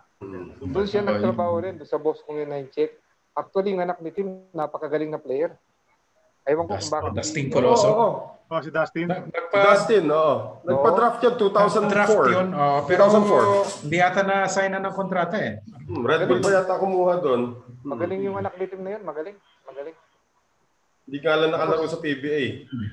Hindi nakalaro sa PBA, pero magaling yung anak niya. Wala na akong balita kay Tim ngayon eh. Pero dati magkasama kami doon. Boss namin yung boss niya sa trabaho niya. Boss ko naman sa basketball. Sa North Jersey siya, malapit sa New York. Gano'ng katagal kayo na sa States, Coach Jim? Siguro 9 years ako. Wow. 9 years. 9 years ako kasi umuwi ako dito, mga September siguro. Nauna yung si Gino, yung anak kong panganay. Kasi naglaro sa UST. Correct. Pinauwi ko kasi parang naglaro rin siya sa Amerika, sa high school. Naglaro rin siya. Di ba football player si Gino nung naglalaro nung high school? Hindi, ano yun football player yun, di ba? Hindi, sa PE yun, sa PE. PE. Pero naging member siya ng varsity ng Maple Shade High School. Naglaro siya doon. Kasama siya doon. Tapos, pinauwi ko nga siya dito. Pinusap ko si Coach Sari kung pwede siyang palaruin. So, nakita naman ni Coach Sari kang ni Gino, ang kanyang masipag, mabait, maayos. So, line up siya. So, ang ginawa ko, sinama ko yung isang anak kong pauwi, yung si JR, para maglaro rin kasi tinitrain ko sila sa Amerika eh. Ako nagtitrain sa kanila eh. Nasa States kami. Bakit mo kay Coach Arik nilapit si Gino? Bakit? Ba't hindi sa UE? Ba't hindi sa UE? Hindi kasi nung araw, hindi ko masyadong kilala yung post ng UE. Anong year yun? Francis? 1999. 1999 siya na lineup dun. Francis ba yung coach? Hindi na si Francis Rodriguez na 99, hindi ko na matanda kasi. Anyway. So, Alam ko, malakas ang UST kasi nung May fan na sa sagot. Oh, malakas, 99. Malakas ang UST. Natapos na yung forfeit nila noon. Panahon na forfeit na ng Lasal yon, pero dapat magcha-champion. nasa finals pa rin sila. Actually, 99 champion dapat sila eh. Yung ano lang, yung ni Aldeguer eh. Naano niya, na-sir Peter ni Aldeguer. Nadino sila. So, umuwi na ako dito. Nag-ano na ako. Binabantayan ko na yung mga bata kung anong ano nila. Ano naging pakiramdam mo watching your son play in the UAAP? Kung saan di ba dati? Nandun ka rin, di ba? Alam mo, Charlie, mas kinakabahan ako pag naglalaro yung anak ko. Mas ganun palang pakiramdam ng isang magulang, di ba? Pag naglalaro yung anak. Correct. Ganun pala. So, mas kinakabahan ako kaysa naglalaro ko. Nung naglalaro yung mga anak ko. Lalo pag di ka laro, no? Mas mahirap. Mas lalo pag tumilapon. Pag tumilapon, tatayo ka bigla. Ano nangyari doon, di ba? Si Coach Harik pa naman nun, medyo may mag-coach, di ba? Naninigaw din. Disciplinarian. May nag-comment pala ang coach ng UE ng 1999 si Boise Samar. Boise, there you go. Boise. Sino Boise naman? Pag alis ko sa UE, silang sumunod sa amin. Actually, pinapasyalan ko pa yung mga yun nun eh. Medyo nasa PBA na ako sa nilalabas-labas ko pa yung mga yun. Pinapakain ko. Bibigyan ko ng pagkain. Sina Boise. Okay, kasi Boise yan, alam niya. Malakas din ang UE nung 80s, no? Alan Kaidik, mga ganyan, di ba? Malakas din. Jerry Codinera, Banyares, ang dami. Villarias, di ba? Champion din yata sila nun eh. Champion din yata sila. Nag-champion sila. 82, 81, 82, 84 yata si Alan. 84-85 si Alan. Ang champion. 84-85. 82-84-85. Yung sumunod sa amin, alam ko sina Boise sa Samar eh. Sa amin. Malakas din sila eh. Malakas din yung sina Boise eh. Sina Ronald Golding. Marami rin silang magagaling na player. Right. Kasi minsan meron kaming mga nagkikita-kita kami, reunion kami. Kasi may mga reunion kami na Barela, kita-kita kami. Sina James Yap, may mga reunion kami minsan eh. Mga UE greats. Mga UE. Aleta, sila Artadi. Sila Bong Ravena, ganyan. Kahit pa paano, kilala mo rin yung mga yun, mga mas bata na, sila Jolly Escobar, mga ganyan. Bong Ravena, mga UE yan. Maraming product ang UE. Madami talaga. Marami silang product. Jaworski pa lang, simulan na natin doon, di ba? Dolph Katz. Dolph Katz. Marami galing sa UE. Kahit lately, yung mga kasabay ni James Yap. Sige, Noel. Coach Jim, paano kayo napasok naman sa coaching eventually? Actually, yung anak ko, si Gino, nag-coach sa AMA. Sa NASCO. Okay. So nakilala ko si Coach Rex Manansala, nasa UM sila noon. Pagkalaban namin ng UM, palagi silang overtime. Lakas ng UM eh. Manager si Coach Rex, ang coach na si Jocas Tilio. Jocas. So yung anak ko, dinagay sa junior sa UM ni Coach Rex. Napa-champion niya junior. Sa NASCO, napa-champion niya. Nung dinagay siya doon. Tapos, nag-disband ng UM, kinausap namin si Doc J sa Dalem. St. Clair, Kasi yung St. Clair noon, palaging pang-8. Palaging nasa huli. Sabi ni Coach Rex, kausapin mo si Doc J kung makakapunta tayo dyan. Sabihin mo, palalakasin natin yung team niya. Gagawin natin yung Championship Caliber. So, tumulong sa amin si Coach Rex talaga. Nung kami binigyan ng break ni Coach Rex. Yung anak ko sa St. Clair. Ikaw Noel, alam mo naman siguro. The rest is history nga. Of course, St. Clair galing ilalim, nag-champion ilang beses na sa NASCO, producing guys like Jamer Hamito, Aris Dionisio, yun yung mga nagagaling na St. Clair na matunog na yung pangalan ngayon eh. Chris Piton. Na-develop na ni Gino yun. Si Chris Piton. Chris Piton, tama. Sinakatakutan. Darwin Lunor, yung mga ganun yung mga player. Anong role mo, Coach Jimmy? Anong role mo doon? Consultant ka lang o coaching staff ka rin? Nung uli, nag-consultant na ako sa kanila, sa St. Clair kasi. Sabi ni Coach Rex, sama-sama kami doon. Kaya nga, ang laki ng tulong sa amin ni Coach Rex. Binigyan kami talaga ng break sa basketball. Siyang nasa likod namin. Sa panalo, sa talo, siya pa rin ang sumusuporta sa amin. Hanggang ngayon naman, nakikinig pa rin kami sa kanya. Pag binibisita namin siya, sinasabi kay Gino, ganito. Tumusunod naman kami sa kanya. Tinulungan kami, hindi lang sa coaching, pati sa buhay. Tinulungan kami ni Coach Rex. Kung paano kami maging maayos sa buhay. Tinulungan niya kami. Kaya ang laki ng utang na loob ko kay Coach Rex. Hindi yung ibang tao hindi alam kung anong Coach Rex. Ang laki ng naitulong sa amin, pati sa anak ko kay Gino. Si Gino ngayon pala, nasa di ba? Nasa coaching staff na ni Coach Alvin sa university. Kahit paano, naman siya. Na-appreciate yung ginagawa niya sa St. Clair kasi from nowhere, ang St. Clair biglang nakilala. Actually, nag-champion kami nung nakaraan dilig St. Clair, sumisip ba sila Diba? 10 yung player namin dun Ang kalaban namin, all-star kasi, yung Marinero. Tama. Hindi namin alam kung paano kami hinalo dun Labang pa Marinero, labang pa kayo nung halftime. Labang pa Marinero nung malaki nung halftime nun. Diba? Kaya nga, talagang... Si Gino is assistant coach ng UST pero coach pa rin siya ng nandun pa rin kami St. Clair. Okay.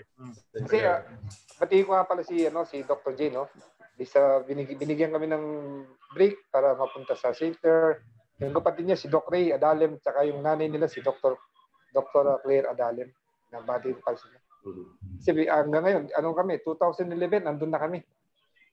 Yeah. Ng 2020 na. Naka 4 feet kami, sunod-sunod yun. Yep. Dapat ngayon, kung natuloy ngayon, dapat break lahat Pang-limang sunod-sunod. Kaso nagkaroon ng problema, di ba? Oo nga, lahat tayo. Rival nila kasi dati doon, CEU talaga CEU at saka St. Clair talagang mortal lang magkalaban doon Palaging bakbakan kami yan. Tapos minsan, yung PCU, lalaban yung PCU pa minsan, pero mas talagang CEU St. Clair talaga yan Itong nakaraan sa D-League, di ba? Kalaban namin CEU. Sila pa rin. Sila pa rin. Medyo sinuwerte na lang ng konti. Nakapag-champion kami sa D-League. Yung year na yun, puro champion Champion kami D-League. Tapos champion rin kami ng NASCO. Sunod-sunod yun. D-League kami, NASCO kami. Sunod-sunod yung laban namin. Wala kaming pahinga. Kaya mahirap din ang coaching. Kanan lang, madali yung coach. Hindi madali, mahirap. Kasi di ka natutulog. Nag-iisip ka. Siyempre, si Gino, bata pa, minsan, hindi na rin niya alam kung paano gagawin niya. Nag-uusap-usap kami. Kasi coaching staff doon, si Gino ang coach. Yung JR ko, stand coach. Akong consultant, kami 3 lang nandun. Kaya mahirap. Akala na madaling mag-coach, mahirap. Sir Noel, Charlie, ang namin, yung makatulong kami sa mga players namin. Hindi yung masyado kaming pag gumaling sila, ang daming eskweleng ingi sila ng tune-up, hindi mo alam kinukuha na pala yung player mo. Di ba? Pinaghirapan mo yung player mo tapos kukunin nila. Ganun ang kalakaran Kunwari, ingi sila ng tune-up tapos kakausapin yung magaling. Kaya nga bilib ako kay Aris Dionisio, ang dami second year pa lang yan, ang daming offer na niyan. Aris Dionisio na lumipat. Tinulungan ko rin niya makipag-negotiate ako nang tumulong sa kanya. Naglaro rin yan sa D-League kay Flying B. Sa MPBL, naglaro na siya sa MPBL. Tapos nag-Manila siya, kinausap ako ni Philip. Galing kay Philip yan actually sa PSBA. Yeah, siya nagturo doon Tapos kinuha namin, payat na payat. Yun, natulungan naman namin sila. Masaya naman kami. Si Coach Rex, masaya rin. Ngayon, yung player namin siya, nasa US na, yung si Joshua Pontanilla. Yung point guard namin, 5'11". Point guard, nasa US na. Matanong ko lang, Coach Jim. Di ba, siyempre, familiar ka sa UAAP. Kahit pa paano, nasusundan mo, panahon ni Gino. Ngayon, I don't know kung familiar ka rin sa NCAA, kung napapanood mo. How does the NASCO compare as a league dun sa UAAP, NCAA? Kasi hindi masyado sikat di ba? Hindi kasi sikat yung NASPO. Hindi siya din, no? Hindi sa pangmamayabang to, no? Naglaban-laban kami niyan sa Milko. Milko. Milko. Catskills. Nakalaban namin si Jamaica, ang inyong Team A. Sa Budak Air. Semi-finals, nalo namin ang inyong Team A. Tapos ang nakalaban namin ng finals, si Jericho Diniera, Arellano. Yung Team A din niya kalaban namin. Yung mga player namin, sina Aris Junicio, sina Chris Bitoon. Magaling din ng player namin, John G. Alyari, si Irvin Palencia. Yung nasa Basilan ngayon. Yun ang mga player namin. Tinalo rin namin ang Arellano sa Milko. Actually, ang St. Clair, pwede mo rin isabay sa NCAA. Hindi naman sila magiging kulelan. Kasi yung mga players namin, talagang tinoy namin din talagang mahirap. Araw-araw ang training nila. Isang twice a day. Yeah. Pwede rin silang ilaban sa NCAA. Actually, yung St. Clair na yun. Dami namin naging pair na yun nga, naging PBA na. Ang dami na sa D-League, ay sa MPBL, ang dami na sa MPBL. Yeah. Ang dami na pair na sa MPBL. Hindi lang kasi exposed, hindi lang kasing nati-TV. Parang parang standard bearer nila sa PBA ngayon si Jamer Hamito talaga yung pinaka-successful sa at least ngayon sa mga dumaan sa St. Clair nasa PBA ngayon si Jamer Hamito. Pero si Jamer hindi masyadong ganoon Sina Aris yan si Aris siguro. Yun issue talaga pag umakit ng PBA yun. Grabe abangan niyo yun. Saka yung Chris Biton. Maliit lang yung Chris Biton pero parang Manansala rin maglaro yun Para Jimmy Manansala rin yun Magaling yun. Saka yung Jeff Biernes pala, naging player namin. Isa pa yun, Jeff Biernes. May nag-comment nga rito May nag-comment nga na Jeff Biernes. Sa TNT. Jeff Biernes, naging player namin. That's right. Naging player din namin. Hindi natin lang, magiging tayong isang oras, no? Ay, ganun talaga yung kwentuhan natin dito. Ganun talaga nakwentuhan Actually, kinakabahan ako Ganun naman silang lahat. Nagsisimula, kinakabahan, mamaya di na namin maawat. Sa tagal ng di ba? At least nakita-kita tayo, masaya ako. At least kahit paano, napanood ulit tayo siguro yung mga ibang tao, sabi na, saan na kaya si ganito? That's right. Maganda yung niya actually, yung naisipan nyo. Nakikita nila kung saan na yung mga players na dating players, di ba? Right. Yeah, yun naman ang intention talaga Maraming hindi naman kailangan puro superstar talaga yung pinakasisikat. Yung mga naalala ng mga fans, we want to have them on the show. Kasi may kanya-kanya kwento yan di ba? Lahat ng tao, iba yung dinaanan para umabot sa PBA. Saka I always tell everybody, basta umabot ng PBA, magaling maglaro yan. Diba? Yes. Yan ang hindi tsamba. Pag umabot ka ng PBA, hindi tsamba. Pero Coach Jim, tanong ko na sa'yo. Nanonood ka rin naman ng PBA hanggang ngayon Sino nakikita mo parang Jimmy Manansala sa PBA ngayon? Ngayon? Oo. Daming magaling din. Hindi ko alam. May mga ganun tipo ba pag binigyan, kamadro sa labas, talaga halos walang mintis, pero may tapang din sa depensa. Yung mga trademarks yun talaga, shooting from the outside. Kasi nanonood ako ng PBA, no? Ang inangaan ko talaga na nakita ko maglarong matalino si Jason Castro at saka si Jimmy Alapag. Nakita ko sila kung paano sila magdesisyon. At saka kung paano sila magbasa ng laro. Tsaka si Jason, nag-usap kami siguro. Napapangan din. Bago lang, nung na-injured siya, nagpunta ako sa Ateneo, nag-usap kami dalawa. Napaka-humble niya, di ba? Hindi siya mayabang. Oo, yun. Yung inabot niya, hindi mo akalain na ganun pa rin ang ugali niya, no? So nag-usap kami dalawa, sinabi ko nga sa kanya na kamampangan din si Jason Castro. Yan, magmatalinong point guard. Talino. So may nakalimutan tayong pag-usapan, Jimmy. Tumalon na tayo kaagad sa nag-rookie of the year ka. 1978. Anong naging pakiramdam mo nung ikaw yung na-awardan nung rookie of the year? Nakalimutan namin tanongin kanina. Sino kalaban mo nun? Kasi I'm sure may bigat kang kalaban nun. Sina Paguntalan, sina Torrente. Yata kalaban ko. Mga araw. Si Eto Clobo. Alam ko, mga kalaban ko yun Ngayon nakalaban ko sa Mika. Alos nakalaban ko din sa Rookie of the Year. Si Tony Torrente, first few years yan. Galing talaga Leo Paguntalan. Leo Paguntalan. Pwede din niya. Swerte ko lang talaga kasi nung 78, akong rookie of the year, si Jaworski naman ang MVP. Yeah? Tapos nag-member din ako ng All-Star nung 78. Nakasama ko din si Jaworski, ang Toyota. Kasama ko naman ng Toyota. 6 yata sa Toyota o 8, tapos nagdagdag lang sila ng ilan lang sa mga ibang teams, no? So, nakasama ko din sila. Si Dante Silver yung coach niyan.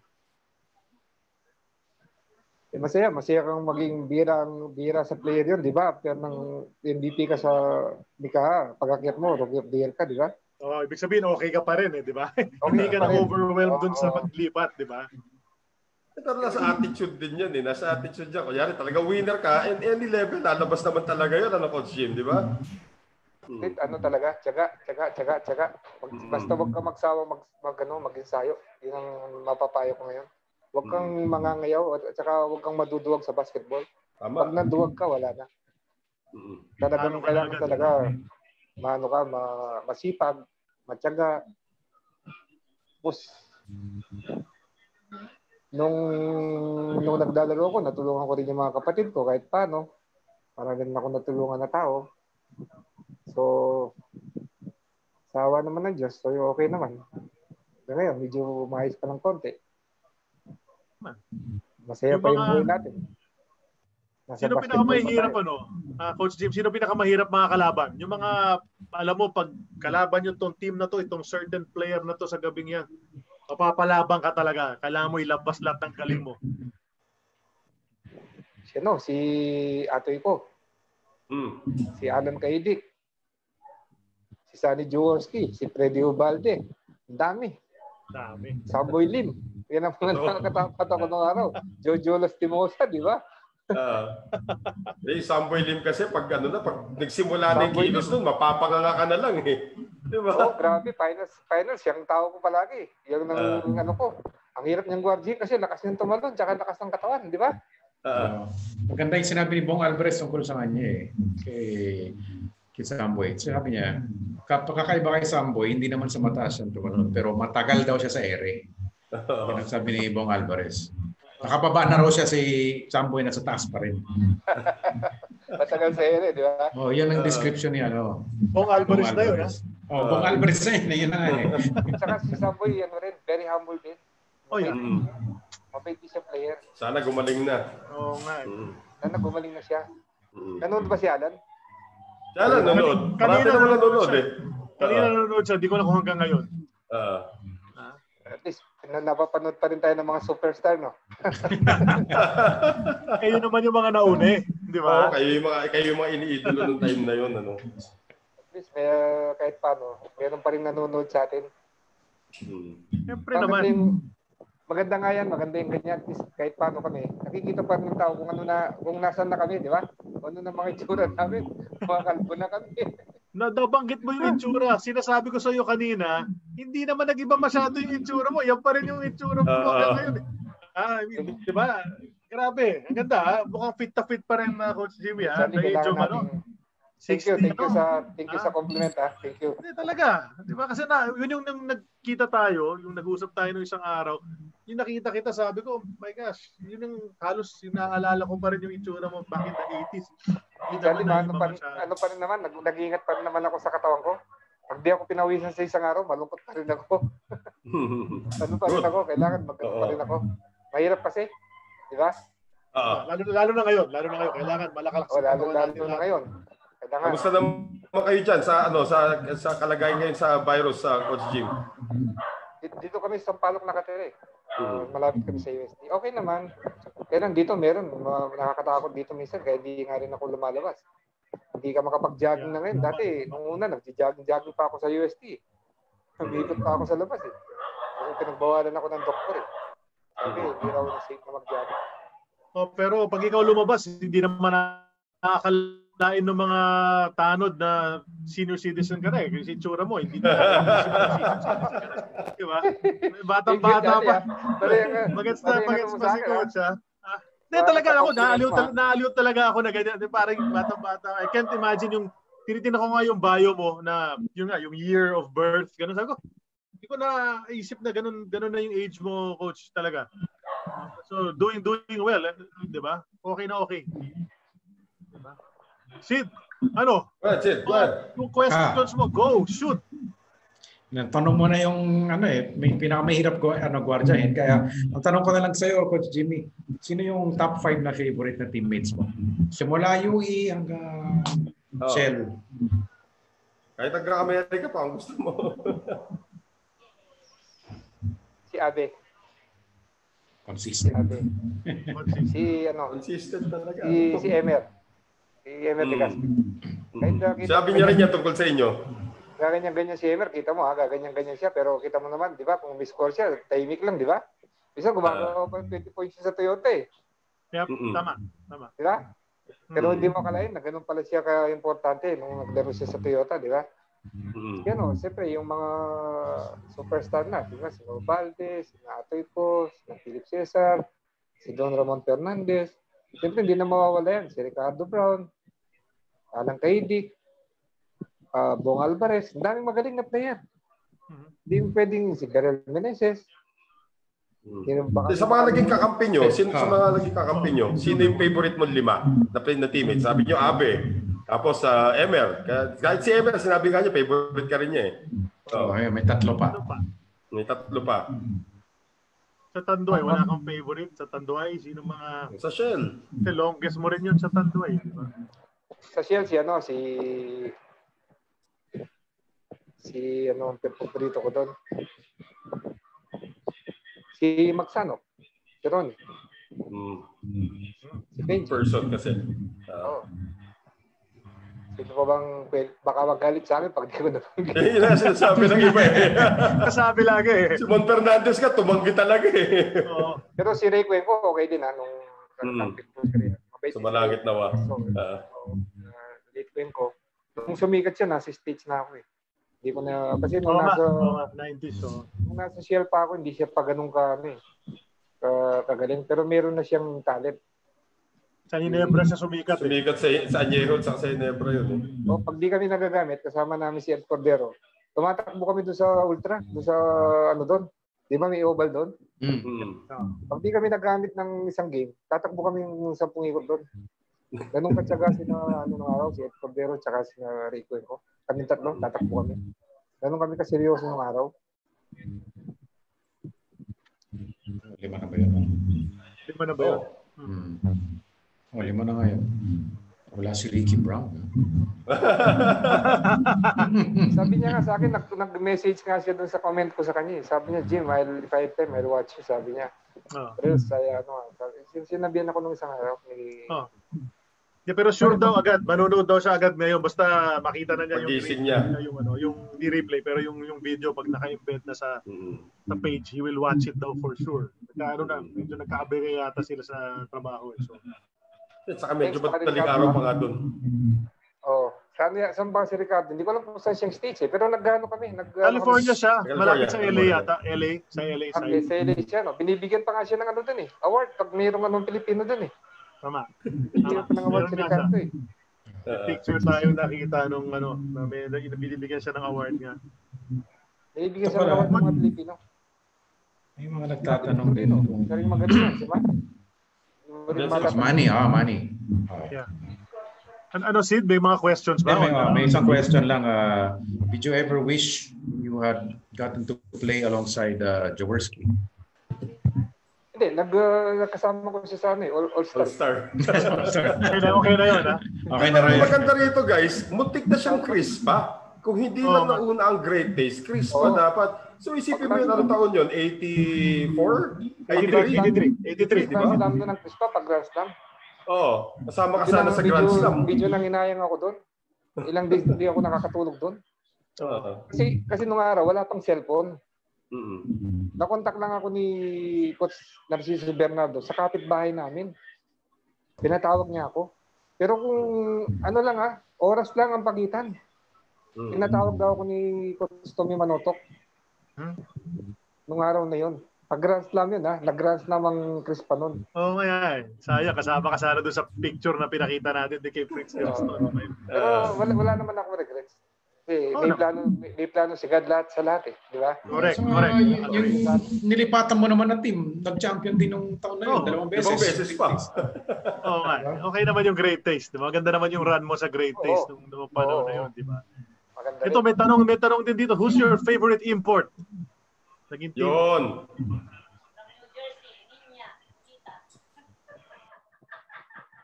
Marami-rami rin. Gagaling na ng mga import. Okay imports nyo sa Tanduay. Okay imports nyo sa Great Taste. Si Dexter South sa Shell. Marami ka rin magagaling na nakasamang import. Si Norman Black. Norman. 83. 83, tama, 83 ano? 83. Bagong lipat ka sa Great Taste, di ba? Nanonood pala yung apo ko, si Ching Ching. Saka yung mami ng mga anak ko, si Ninya Bonita. Dibding. Tapos Coach James yun, no?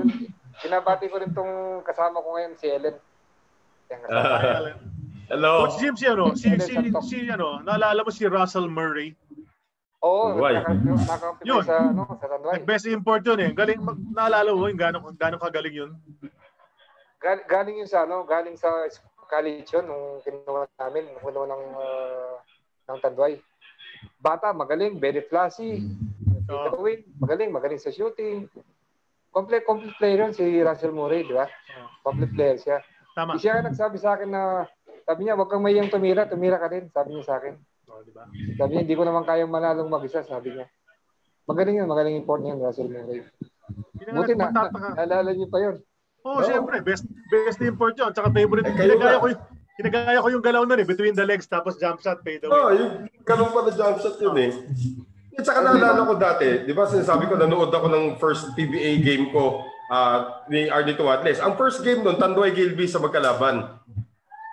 Nauna ko napanood si Coach Jim kesa Toyota. Yun lang, sinasabi ko lang, naunang game na napanood ko, Tanduay, double header yun So Tanduay Gilby yung unang game ng time na yun. Adun si Jimmy Balanzano naglalaro na. 1979. Ito, may bago na naman tanong. Ngayon naman, who's your favorite coach? Yun. Baby Dalupan. Tsaka Pilo Pumarin. Si Pilo Pumarin. Si Coach Pilo. Kita mo, ganun lang siya, di ba? Kala mo, ganun lang siya mag-coach, di ba? Pero pag nag-coach si Pilo, matalino rin coach. Pero mo, nung finals namin, nakaupo lang yun, pinapatakbo kami sa court, umiikot kami. Si Tito Barrera nangunguna finals Puta, sabi ko, mag-isang oras na kami, hindi pa kami tumitigil. Ngayon pala si coach tulog na. Tulog na siya. Puta kami, ikot ng ikot sa court. Naka-dark glasses, baka naka-dark glasses. Malamang. Diba? Tapos, diba si, waterboy lang namin si Derek. Si Franz. Si Franz Dino. Hindi mo alam na mga coaches na sila. Lahat sila naging coach. Lahat ng anak naging coach. Hindi, pero sa totoo lang, si Coach Pilo magaling din mag-coach. Hindi naman sa inaano ko siya. lahat ng depensa ng kalaban, meron siyang opensa. Doon nakita sa kanya yung simpleng basketball. Lahat ng depensa ng kalaban, 2-3, 1-2-2, 1-3-1, meron siyang pangontra. Alam niya kung paano niya i-break. Kata niya na Coach Derek. Hanggang ngayon naman, naglalaman pa kayo Coach Derek Kasi yun naman siya. Coach Jim, kung may papasalamatan ka sa PBA o sa basketball journey mo, mula nung nasa Pampanga ka, to college, to PBA, pwede mo nang sabihin ngayon, pwede mo nang pasalamatan ngayon yung mga people along the way. Siyempre, unang-una, si late Rena Durata, pinasalamatan ko rin siya. Kahit na hindi na ako line up sa UE nung high school ako, si Coach Pilo Pumarin sa UE, si Tita Yeyet, kasi nung nag-aaral kami sa UE, wala kaming pamasahe papuntang eskwela. Ang nagbibigay sa amin, yung asawa ni Coach Pilo, si Tita Yeyet, bibigay sa amin ng pamasahe para makapasok ko rin sa school. Kasi wala pang alalawas nun Tapos si Freddy Webb, si Edo Campo, nakasama ko sa bahay, si Coach Ed, nakita ko kung gano'n rin siya kabait, Si Jody pa, Dante Silverio, dami ko naging coach. Si Sino ba naging coach ko? Si Tito Eduque pala. Isa rin mabait na coach, Tito Edico. Si Tito Eduque. Si Coach Kaloy Saga. Yan pala yung mga nasa ano na araw. Coach Freddy. Direb. Si Bobby Litawa, naging coach ko rin pala nung una kong punta sa ICO. Bobby Litawa, right. So ngayon, ang pinaka-ano namin, nang pinapasalamatan ko malaki, si Coach Rex Mansala. Hindi ko makakalimutan. Siya talaga, after ng basketball namin, binigyan pa rin kami ng sinuportan niya kami sa coaching, sa karir ng mga bata, sa akin. So, hindi ko siya makalimutan. Tsaka ang wife niya, si Ellen Elena Mansala. Pinapasalamatan ko silang malaki. Kahit paano, ano pa rin tayo, nag-enjoy pa rin tayo, di ba? Basketball pa rin tayo. Oh, an eternity of basketball nga tayo ngayon. Thank you. Si Charlie. Si Charlie yung kumukontak palagi. Sa akin, no? Maraming salamat. Bigyan niyo ako ng... About yung message mo, Coach Jimmy, sa mga aspiring young players na gustong sumikat din katulad ninyo.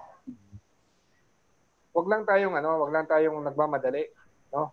Saka kasi nung ako, bata pa akong kalaban ko, matatanda na, ginugulpi ako. Yun ang magandang makakalaban yung sinasaktan ka, sinisiko ka sa mukha, yung totoy na totoy ka pa lang, di ba? Nasasanay ka ng sinasaktan. Nagiging challenge ngayon sa'yo. Kasi nung nagdaro ko sa Pampanga, nakakalaban ko mga UAP. Sina Jimmy Magliares, sina Ray Sigua, sina Andy Manansala.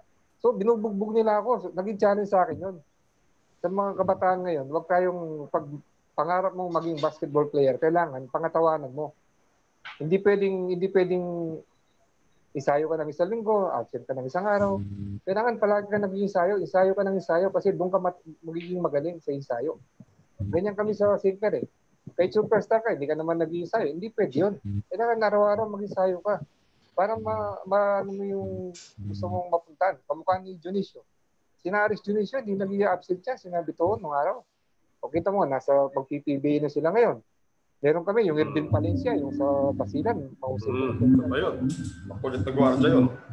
Si Agyari, amin din yun. Tsaka yung Darwin Leonor. Amin din galing yun. Yung Dennis Gabriel Santos ng Bulacan, amin din galing yun. Rubio, senior yun. Kailangan ako, magtyaga, tsaka mag-aral. Tyaga ng tyaga. Walang tigil yan. Walang tigil ang proseso. Hanggat nandiyan ka sa basketball, walang tigil. Tsaka kailangan, be humble ka lang. Hindi simple ka lang na tao. Parang normal lang din. Di ba? Parang wala ka sa PBA. Para ka lang din na normal na tao. Yung kapatid ko, nanonood din pala sa New Jersey, si Kuya Ray. Ray Manansala. The whole clan, ha? Mabuhay mga Manansala. Puro Lazaro. Puro Legaspi. Ngayon, puro Manansala na. Tsaka yung apo ko dito, si Dwayne Manansala, tsaka si Lara. Nabati ko rin. Great, ha? Apo ko sa stage, si Jevin, tsaka si Lea. Saka si Mimi. I'm sure nanonood yan. O anak ko, nanonood din. Si Joy, saka si Iping. Yung anak ko na sa stage. Saka si John Paul. Mabutiin ko na, baka magalit sa akin. Okay nang hindi masama si Ricardo Brown sa top 5. Huwag lang makamiss ng kamag-anak. Magagalit no? Magagalit sila Coach Jim, maraming salamat for coming on our show. Pero before we end, ibibigay ko lang yung floor for a while, for 1 minute to Noel Zarate. Siniming talaga May announce lang si Noel Zarate para sa may project. Guys, may project lang akong ginawa para sa makatulong sa mga alam naman natin matagal na tayong walang sports sa Pilipinas. So, maraming nawalan din ng trabaho, marami ring nag-aabang kung kailan magbabalik ang sports. So, nagsimula ako ng isang parang auction ng mga lumang mga jersey, sapatos, mga equipment ng mga iba natin mga magagaling na atleta na napakarami ng nagbigay ng mga items. So, yung una kong nasa Facebook page ko po 'yun. Ito yung una ko pong ibibigay jersey or i-auction i-auction, hindi po pinamimigay ito. Up for bids ito, jersey ng UST na ginamit ng yan po yung may-ari nitong jersey na ito. Ito si Dylan Ababu, dati yung AP MVP, at autograph po yan itong si Dylan. So ilalagay ko po ito sa aking Facebook page, tapos naka-public na po lahat doon. So we will be auctioning off not only this, marami pa po tayo. We have some of the from Gilas players, meron din tayo from the PBA. So marami pa. Meron pa nga tayo isang bilyarista na magaling. Ay bibigay rin niya yung kanyang mga gamit para sa just to auction, just to help out yung mga na-sideline na sa sports broadcasting, pati na rin sa production. So yan ang aming yan ang aming cost. So tonight we will be starting out with the Dylan Ababu jersey and we will be announcing as the weeks go along. Pero maraming salamat sa mga atleta na sumusuporta, and we hope that you partake in this auction to help our yung kaibigan natin sa sports broadcasting and sa production na natigil ang trabaho dahil sa COVID-19. Salamat, attorney. So puntahan nyo si Noel Zarate sa Facebook. Doon nyo yes. I'm accepting everybody's invitation na ngayon. Para makabid kayo doon sa mga items up for bids. Okay, Dylan Ababu UST. Ang number 1 natin ngayon. Dylan Ababu UST. Coach Jim, baka gusto mag-bid. Magkano magbibid ka? Depende pa yan. Depende pa. Mag-uusapan pa. So UST yun, yung anak ni Coach Jimmy naglaro sa UST. Pero si Coach Jimmy, UE Red Warrior legend. He was correct.